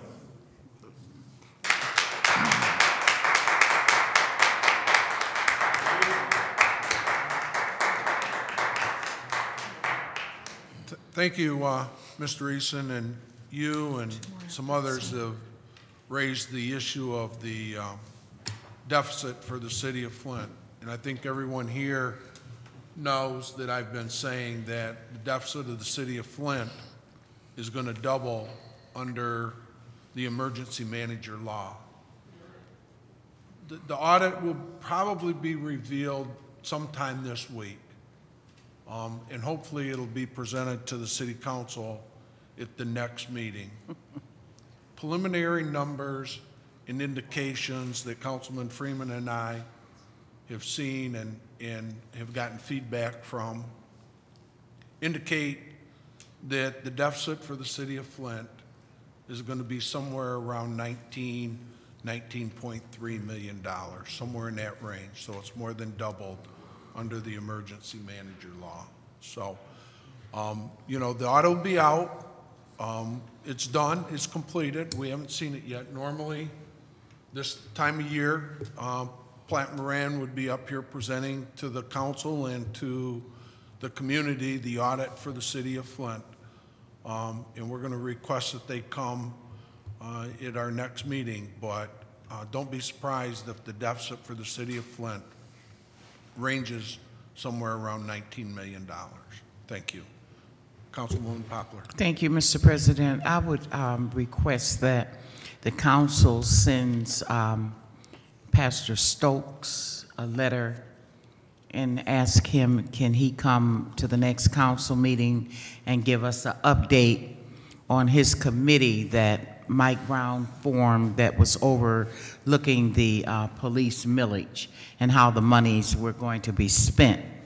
It seems that he's part of that committee that was formed, and he said that his committee, or the committee that Mr. Brown was forming, that he was the head of. These are the statements he made as he helped push this millage during the campaign, and he was telling the people that he was overlooking this, and maybe he can give us an update on how they're spending the millage money. Okay. So if we can get We'll put a request in and do a special order at the next meeting so that he can do it right at the beginning yes, of the I meeting. would have, yes, and have him come forth, and maybe he has the figures that we can't get, and he knows things that we don't know, since he worked closely with Mike Brown to get this millage passed. We'll request his presence at the next Okay, council I appreciate that. Thank you. Okay. Our next speaker, Madam Clerk. Pastor Freelon Threlkel. Pastor Threlkel.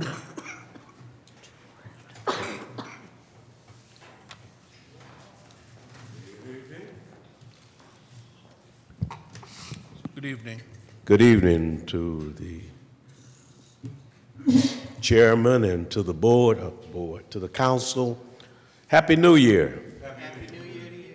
It's been a great evening this evening, and I came down to address the council. And traditionally, in the beginning of the year, a lot of us made New Year's resolutions. But I looked that word up. Resolution is usually an observation of a problem that one has and want to improve upon. But humanistically, most of us never allow those resolutions to come into fruition. And as I observe our city, and especially the council and Mr. President, especially your actions, realizing that we are in a very difficult situation, Brother Nolan, that we don't have any power. But I still feel that we are not dead. I don't know why when I hear things going on around the city, it's always after the effect. But then every now and then somebody says, well, this person knew about it, and that person knew about it. But if you are a council, Mr. President, and you are the chairperson, you're the leader. I'm a pastor of a young church. That means less than 50 members. But if there's a leak in the building and I know it, if I smell an order that's not right, I know it. I will speak out and tell my congregation for their protection. Now, I don't like what I hear, Mr. President, and I've heard it before, that whenever a resolution is presented here, we all come together as a council to do something, and the city is behind you. Usually our leadership drops the ball. Now, Sister Poplar mentioned something about sending a letter to my good friend, Dr. Stokes. That's a good idea. Previous speaker, Tall Latrell, Reverend Holmes, stated that we need to do something. Start with the treasurer of the state, a letter put together, Mr. President, and put it together with some power in it and send it on up to the state. Let the governor know that we're not approving what went on down here. It's sad that we hire people, yes. This emergency manager has our hands tied, but I still think there's a thread there that we can do something. And you are leaders. I wish I could change seats with you. And we would do something. And that's what we're going to do. I heard about the concerned pastors. But we can't do nothing, as my colleague on the radio say, that the community got to get upset. And when I look behind me, I don't see the community. I see you, Mitch. I hear you. You there. But I'm talking about the real nitty-gritty community that's out there right now in other places where they ought to be down here. I announced the meeting here tonight at my church. Sheldon Neely announced it over the radio to be here. But due to the way we operate, there's only certain people in this county know what's going on. And those that got their pockets with something in it, they don't show up because they know the outcome. Why should I go down there? And I heard the young gentleman just spoke before me say he's going to be down here from henceforth. I'm glad to see him. He laid some information out here that's good to know. My fellow colleague on the radio lays it out every week. On our radio, we talk about it. But the reason we talk about it, Mr. President, is that we want to cause the people to stop, to think, to evaluate, and then make a moral decision. You, as the president and the council, has a responsibility as elected officials to lead this city. If we would have done what we should have done 2 years ago, we wouldn't be dealing with this stuff. It's time to take a stand. And I'm going to work in the community, and I'm going to tell it the truth about every one of you if I have to. Because we need to come together. I said that the last time I was here.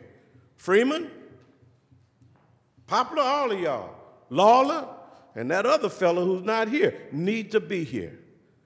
And as I close, praise the Lord, prayerfully, we need to come together. We are. Mr. President, I have one announcement.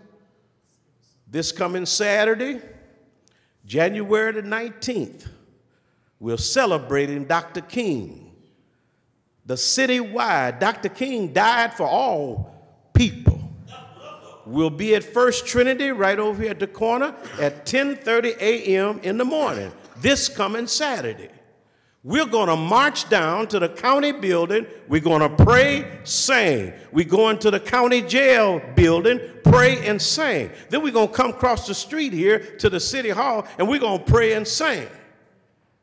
And then we're going to come back and demand some action. We're going to have the power of the people, because the good books say that the governor will be on his shoulder, not us on theirs. Thank you. Thank you. Okay, next speaker, Madam Clerk. Our next speaker is Quincy Murphy. Quincy?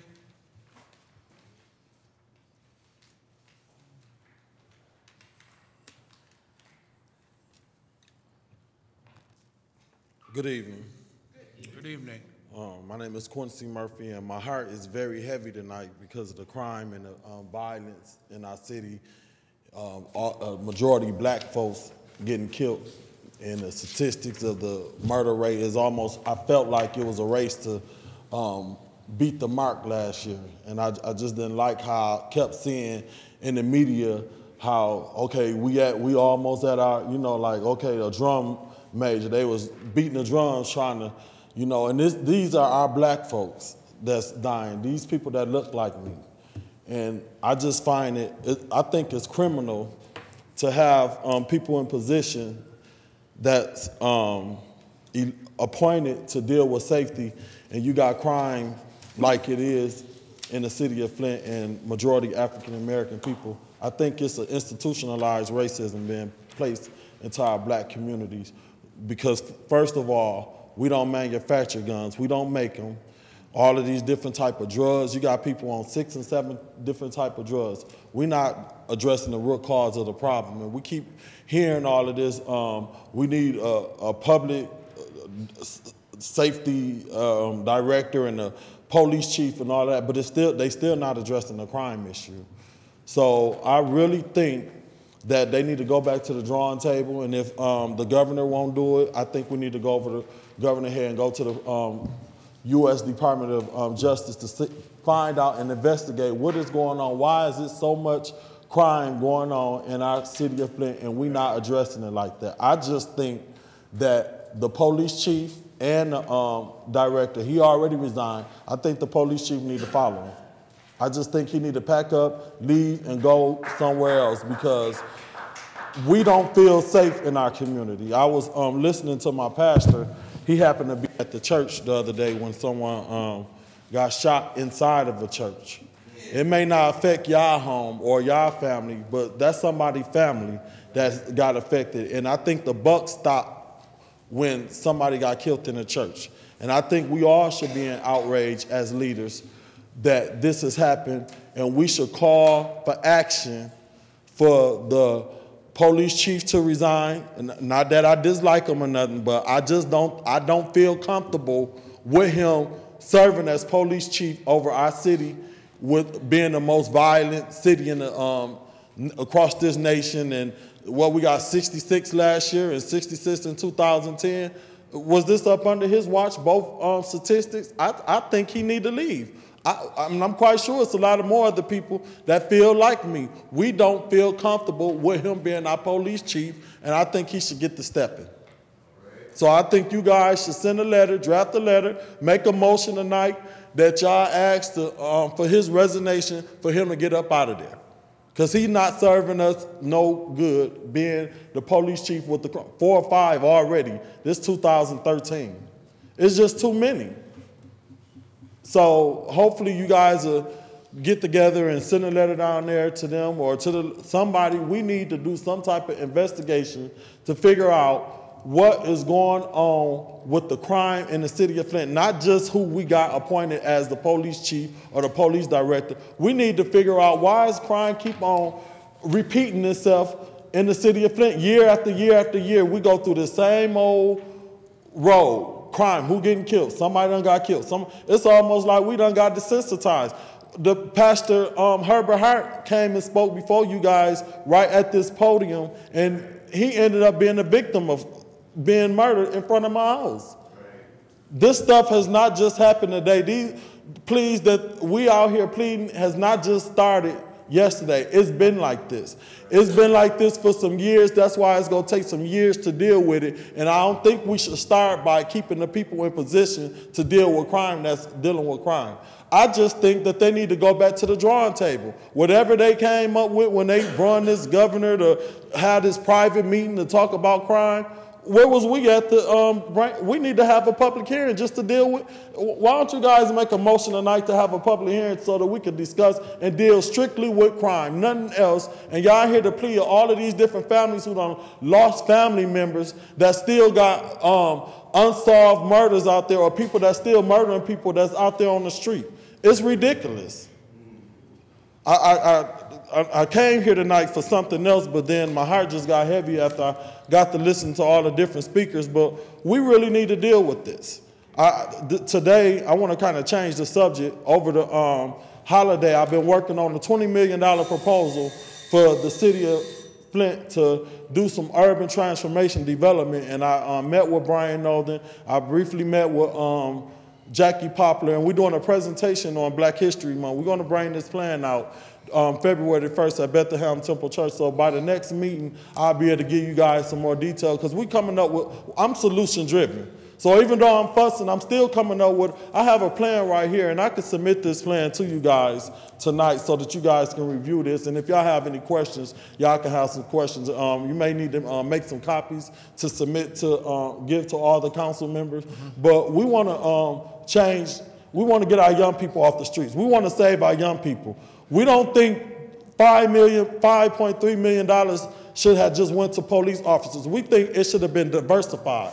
We think it should have went towards bringing crime prevention activities in our community to help get our kids up off the street, because an idle mind is a devil's workshop.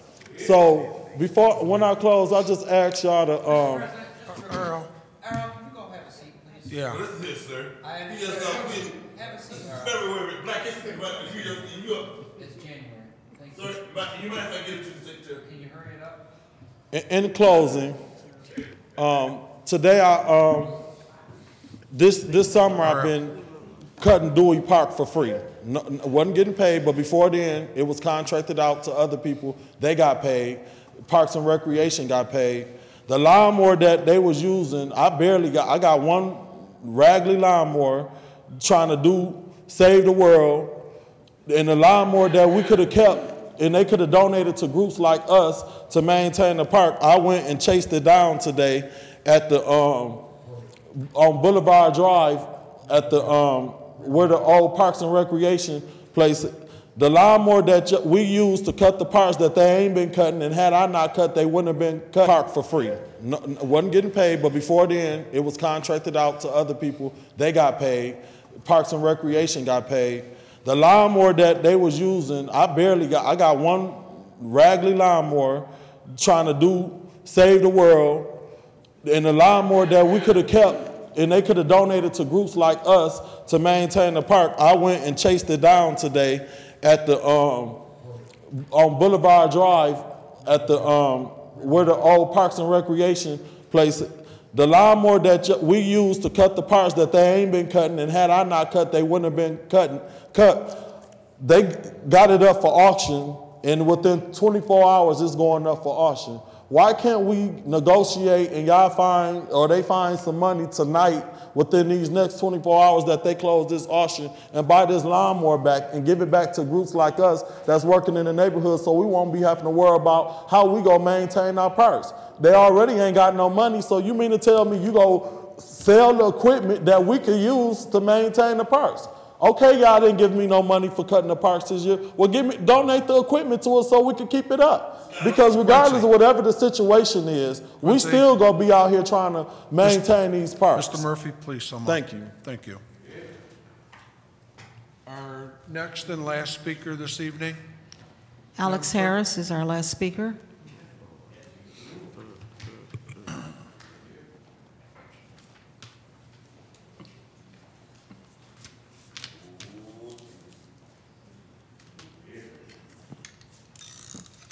Folks,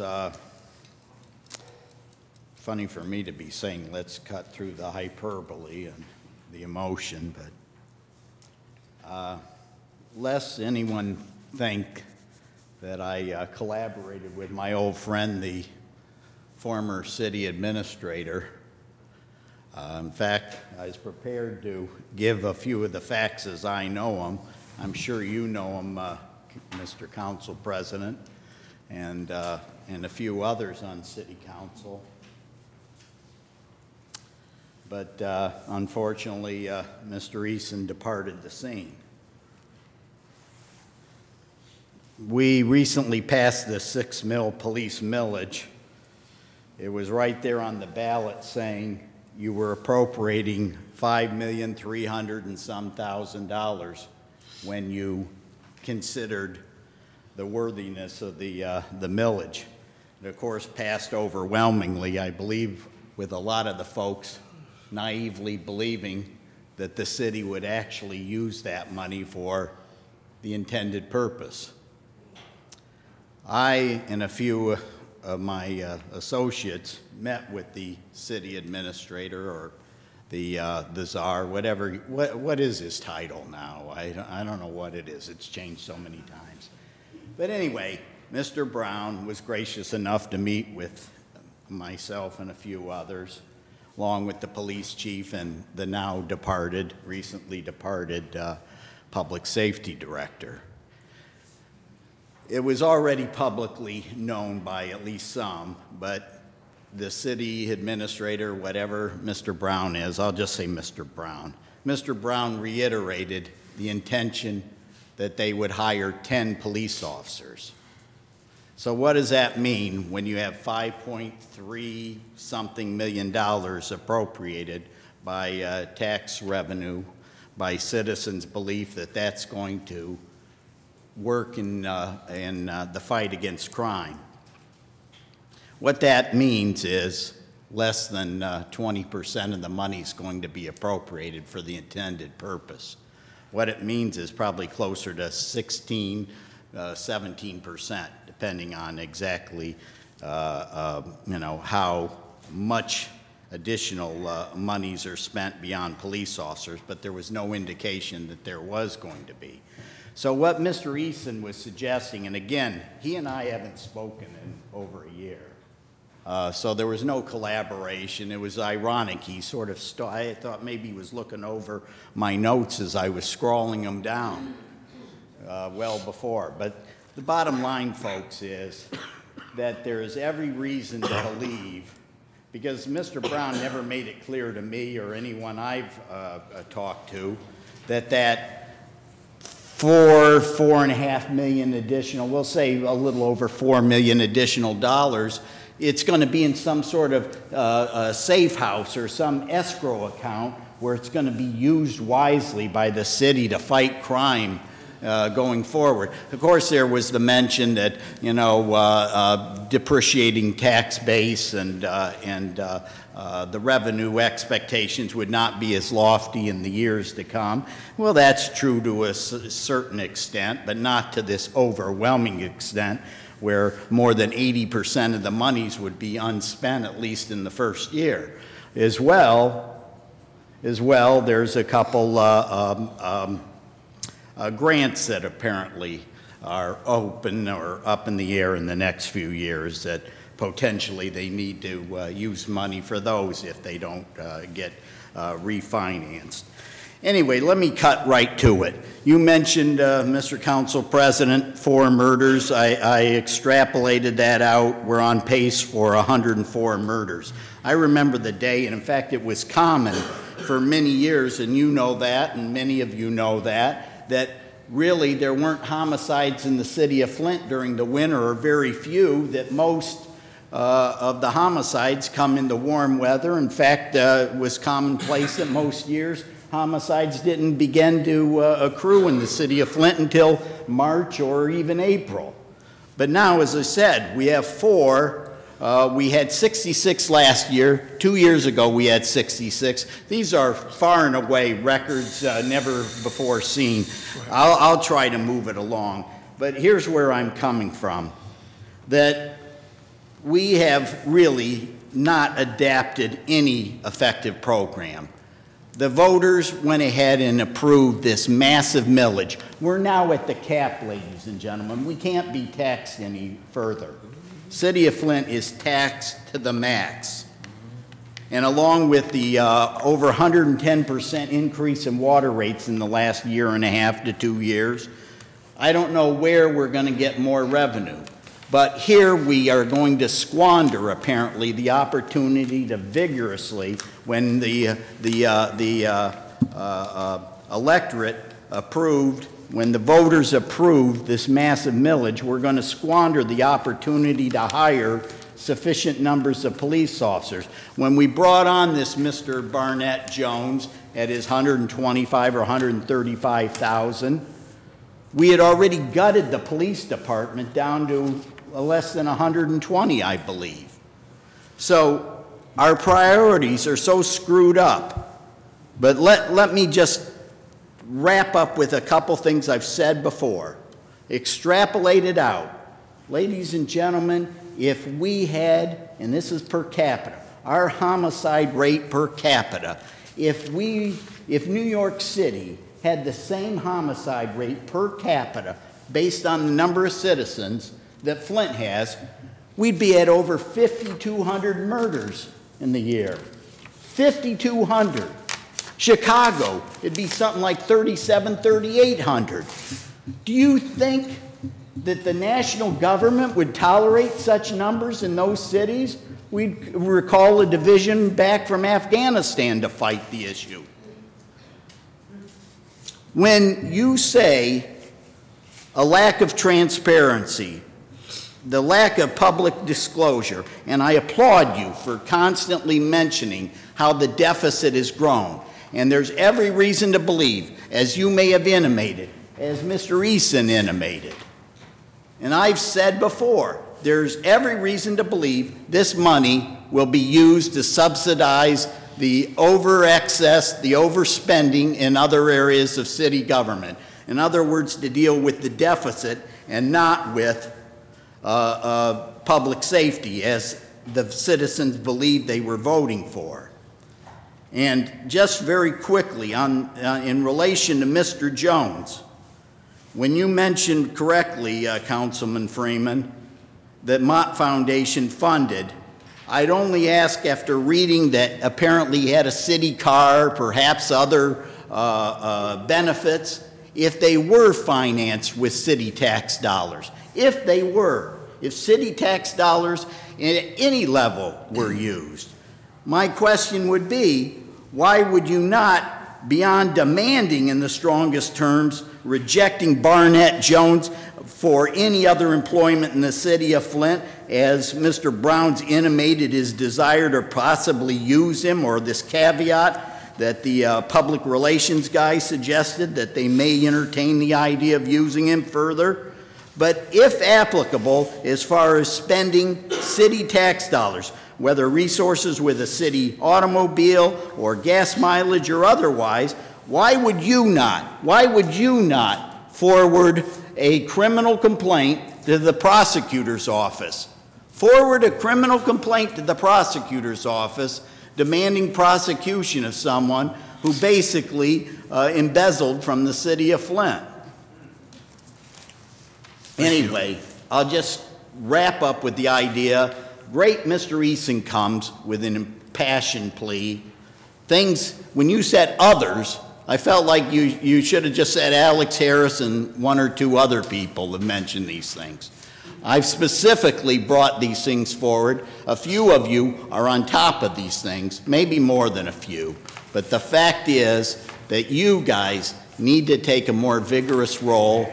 I think you're prepared to. I know some of you have fought the hard fight and feel like it's sometimes all for naught. But the bottom line is the citizens of Flint deserve a lot better than what they're getting. Yeah. Really work hard, and I know you can do it. Thank you. Councilman Lawler? Yes, thank you. You know, everybody that came up and spoke on this issue about public safety and their frustration with this most recent news about Mr. Jones and the misuse of public dollars for hiring him to come in and put together a public safety plan that really did nothing for our city, no progress in public safety in our city, and we still see record high homicides in our city. I just believe that some of the council members in public safety, I just believe that we should not take a back seat on allowing this to continue to happen here, this injustice in our city. And I just want everyone to know that council members were all talked to by the emergency manager about the public safety millage. And they specifically asked if we would support it. And the questions that I and Councilman Freeman asked in our meeting was, one, where is the public safety plan? And two, explain to us exactly what the dollars are going to be used for. And at the conclusion of our meeting, which neither one of those things were produced to us, at least I took the position and told everyone in that room that I could not support the public safety millage, and I did not support the public safety millage because, one, the city of Flint had not produced a public safety plan and had not specifically identified what the dollars were going to be used for, other than some of the dollars, or the majority of the dollars, were going to be put in an escrow account. That's how it was explained to us. So I want the public to know that in prior to the public safety millage going on the ballot, all of us up here had the opportunity to express to the emergency manager our position. And I can tell you, as the council president, I was adamantly against, and I told them right up front that I didn't support the public safety millage because they had not produced the public safety plan, and I also didn't support the position of Mr. Jones. And that's when it was explained in detail, when I say detail, that his position was being paid for out of a Mott Foundation grant, and that they were and I'll use the quote that I was told, there are no tax dollars being used to pay for Mr. Jones. So, with that, Councilman Neely. Yes, thank you, Mr. Kincaid. I do want to do a couple house cleaning things first. I want to talk about a resolution had passed, well, not a resolution, I'm sorry, an order from the emergency manager, Ed Kurtz, was forwarded to this body in regards to a transfer of power and authority between the co-equal branches of government. You have the administration and you have the legislative branch, which is us. He put together an ordinance that transferred power from the council and then gave it to the mayor, determining space in City Hall. I think we need to make a note on public record that, that I'm opposed to that. So sometime in the future that we can go revisit that and change that back into the way it's supposed to be. I believe Public Act 72 does not give him that ability nor that authority, but he has commandeered our legal department. The only municipality under state receivership that where our legal department is representing the emergency manager. In every other municipality that this has occurred or school district, the state has afforded them legal representation in all instances, but our legal department has been commandeered. Also, this coming Wednesday and Thursday, I will be taking some young people, clergy, and community members for a tour of your water plant. It is fully operational only 4 times a year. This is a wonderful, wonderful asset of the city, and I encourage you guys, if you guys would like to come, please call my office. The tours will be from 1 p.m. to 3 p.m. More than $50 million in the last decade has been put into renovating this facility, and this is a wonderful asset of the people. Now moving on just to my small comments about Mr. Barnett. It was quoted in the many newspapers and also on television that Mr. Brown and Mr. Kurtz thought Mr. Barnett did a wonderful job. He did the job that they wanted him to do. If we have not recognized what is going on in our community at this time, we should by now, because there is a deconstruction of our criminal fighting force in totality, all the way from the court to our jail, from this public safety millage that was put forth, our 911 department. All of these things are undergoing deconstruction. But the bad thing about this is that we have collateral damage. And the collateral damage is happening in small sectors of our community, mostly in the northern portions. African Americans and poor individuals and small to medium income levels are being impacted, and that's the collateral damage. They outsourced the operation of the city jail, giving that to the county. That has occurred.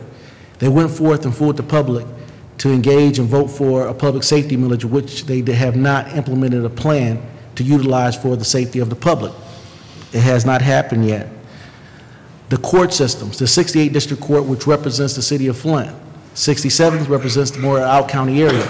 Pretty soon, the 68th District Court will be dissolved and then be undertaken as an auxiliary under the 67th District, meaning that we'll become a 67th District Court type of operation. We'll lose that. Also, a deconstruction of our 911 department. You'll probably soon see that we'll lose our 911 department and we'll be going to the county's 911 system. This is nothing more than a deconstruction of our criminal system here in the city of Flint. And as a byproduct of that, we're seeing more deaths, more crime while they're doing that. It's unfortunate that they went about it doing this way, misleading the public, misleading this body. It's unfortunate that lives have been touched and that have been affected forever. And shame on Mr. Barnett Jones for doing that, for taking a $135,000 part-time job. We probably should have gave him a helicopter rather than a car because he could have got to work a lot quicker. But in the opinion of the emergency manager and the city administrator, he did a good job because the job was to deconstruct what we now know is what once was a good police force, 911 department, a 68 district court, and our own city jail. This is nothing more than the county type of policing activity that they want to move it toward. But they should do it and recognize the fact that young people and seniors alike are suffering in this community. That's right. And I heard Eric Mays say this many times before, is that there's one deficit that you can never overcome, and that's a death deficit. And so until the public is outraged enough to where we come together and fight in unison, we won't change this dynamic. Thank you, Mr. President. Thank you. Councilwoman Poplar? Thank you, Mr. President.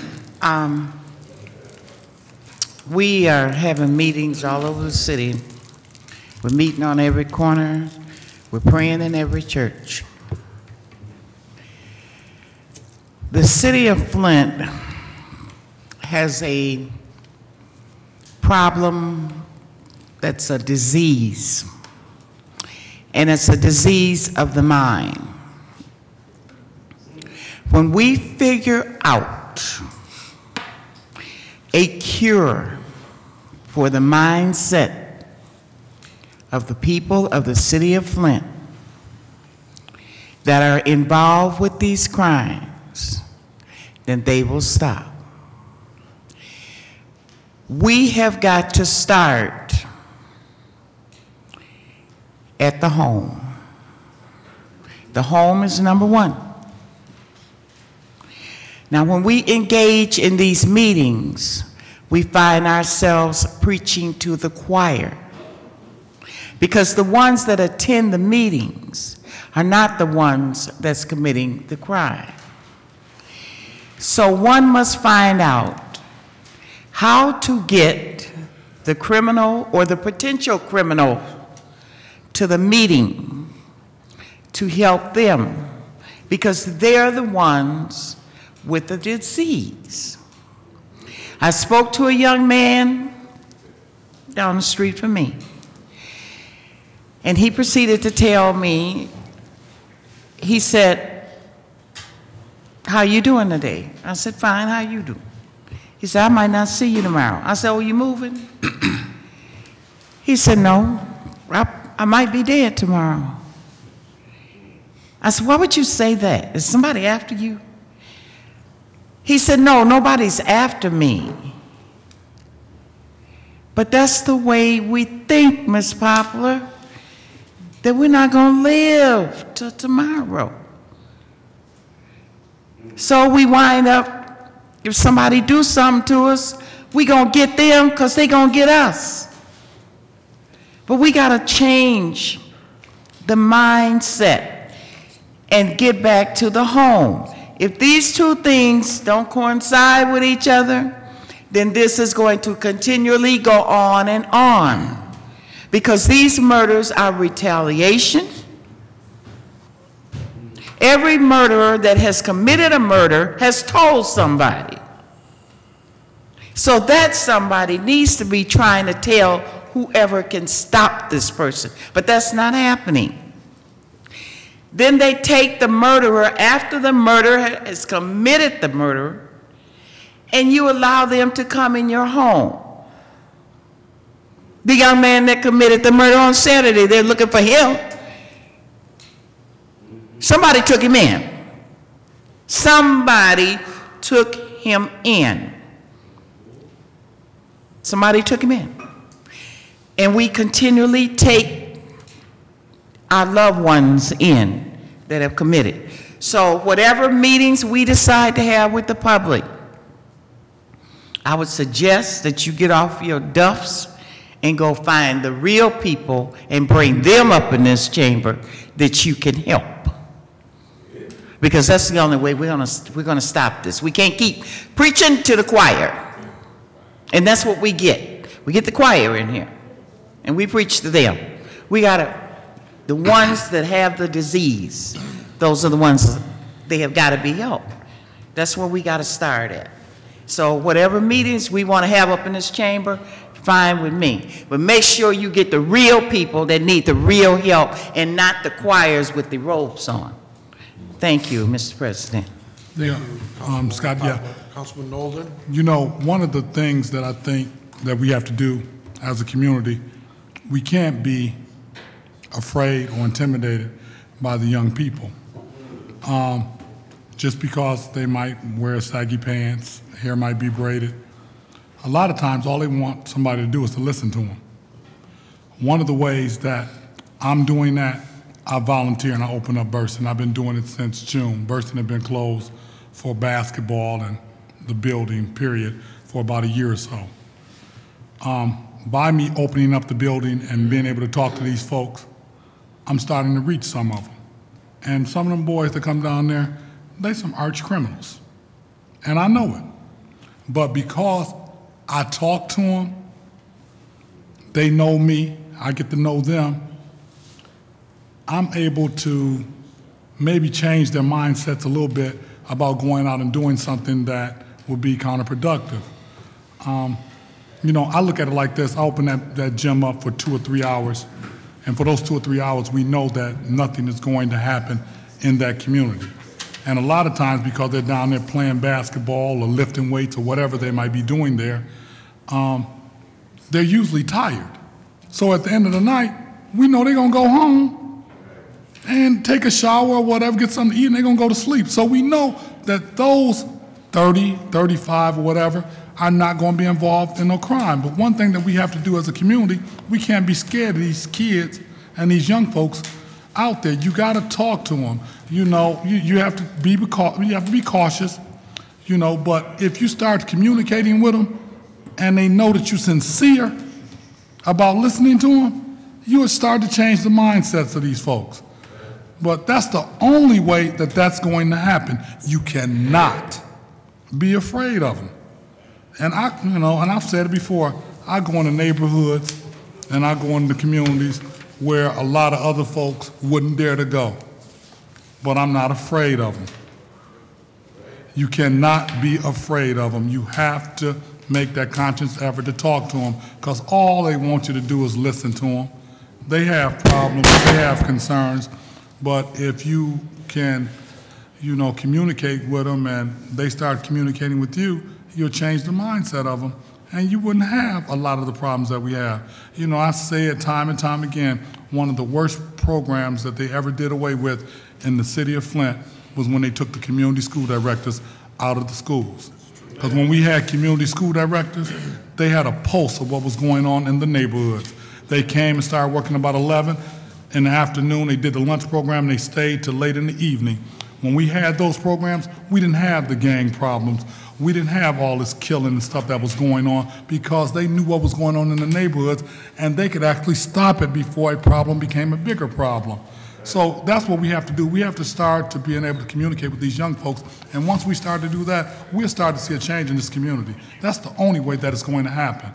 That's my first thing. The second thing is I will not be in attendance, and this will be the first council meeting that I ever miss, on the 28th of January, because I'm going to be going to Washington, D.C. with a group called Building Neighborhood Capacities, and it's a program that they're starting in the 1st and the 3rd Ward because of the census tract and the crime and other things that have been associated in these 4 neighborhoods. And we're going to be going to D.C. to present, because this particular program is in 3 other cities: Fresno, California, Memphis, Tennessee, and Milwaukee, Wisconsin. And I'm going to be attending that, so I just want to go on record to say that's the reason why I will not be in attendance, and that'll be the first council meeting that I've ever missed. Thank you. Thank you. Anyone else? Back to Councilman. Okay, go ahead, Councilman. I just want to make sure that I just want to make sure that we share with the community this communication that has been shared with us, and it's on page 3. The communication is 130013 regarding the public forum that is scheduled on tomorrow, formerly known as Ceasefire, the Flint Lifeline.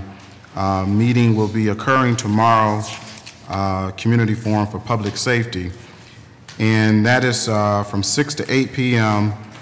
at Vernon Chapel AME Church, 5802 DuPont Street. And this is an initiative that was started prior to the emergency manager and way prior to Mike Brown, Barnett Jones was hired. This is an initiative that I do believe that is making some small steps in reducing our crime in the city of Flint. I do encourage individuals, if you have not participated in that, to participate in it. But other than that, I believe that, again, we as a council should come together and have a plan to bring the community together to address public safety overall in our community. And to that point, and that's what I was coming back to you for, we have the ceasefire program that goes out into the community. Yes. And we allow the public to come into that forum, is that correct?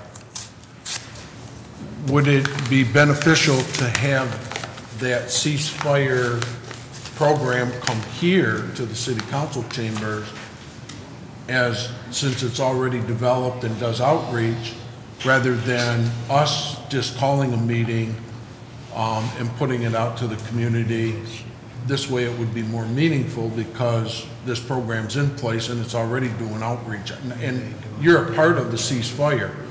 So my question to you is that a better form to have that here in the council chambers at their next meeting, or do you see something different? Because if you see something different than that, I think before we just say we're going to have a meeting with the community, I think what we really need to do is put an agenda together and then talk about the outreach and who we're going to get, similar to what they do with the ceasefire, before we just say we're going to have a meeting and we don't get a lot of participation, or we don't really get the right people here to really talk about crime and crime prevention and what we need to do to stop crime, because really that's what the ceasefire is about too.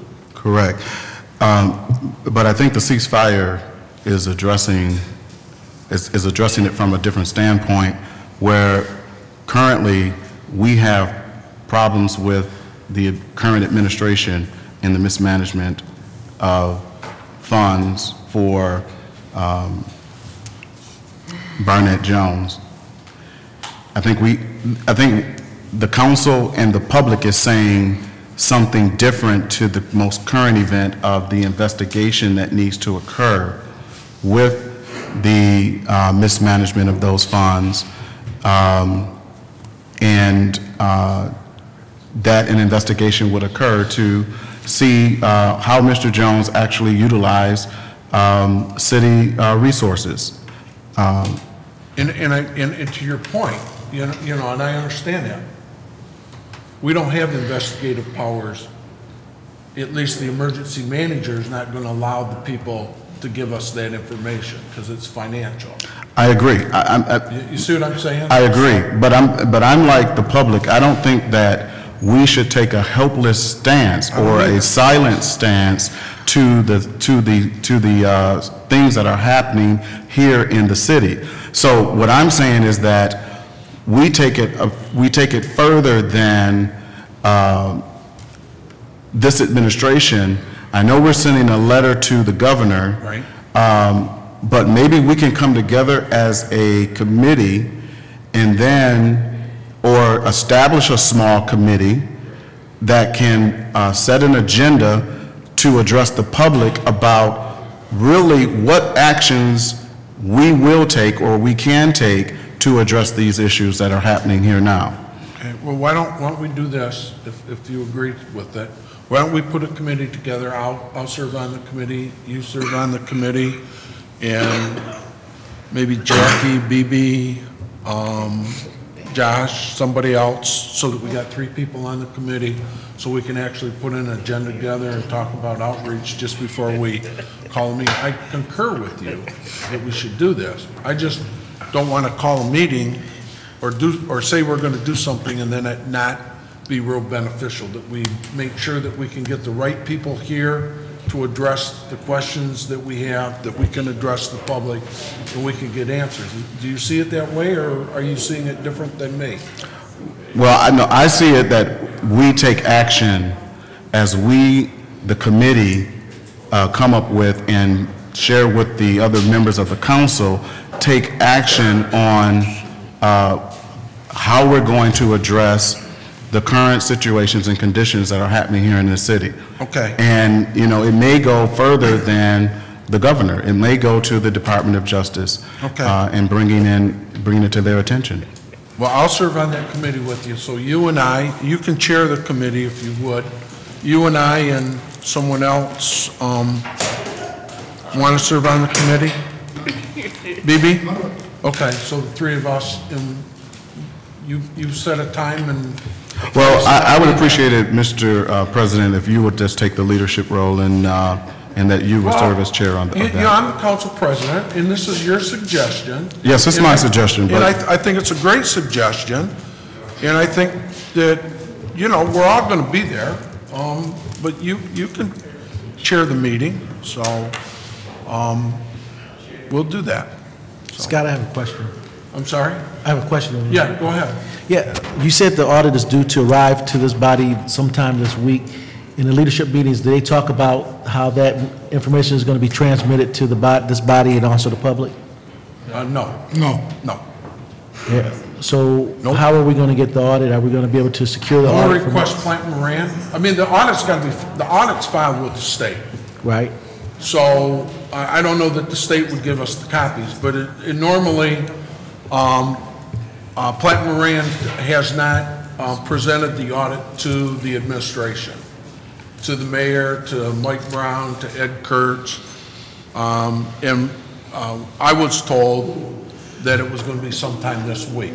Right. Is that audit usually filed with the clerk's office? I'm sorry? Is that audit usually filed in the clerk's office? Absolutely.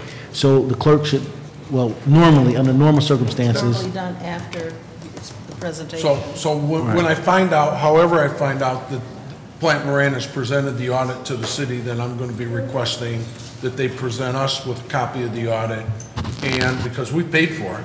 I mean, you know, council office paid for the audit, that we get a copy of the audit, and then I'm going to ask that they come and present the audit, and so we can ask them questions like we do every year. Absolutely. All right. I just want to make sure that we got one. Yeah, because I think it's important for everyone in this community to know that in June 30th of 2011, we had a $8 million deficit, and June 30th of 2012, we're going to have somewhere, you know, and I hate to throw numbers out, Sheldon, but it's going to be more than 16 million in less than 20. So 19.3. You know, so there. So, anything else from council members? Just for the record, I would like a full copy of the audit. I'll get it as soon as I get it, Sheldon. Thanks. All right. Okay? Okay, we are adjourned.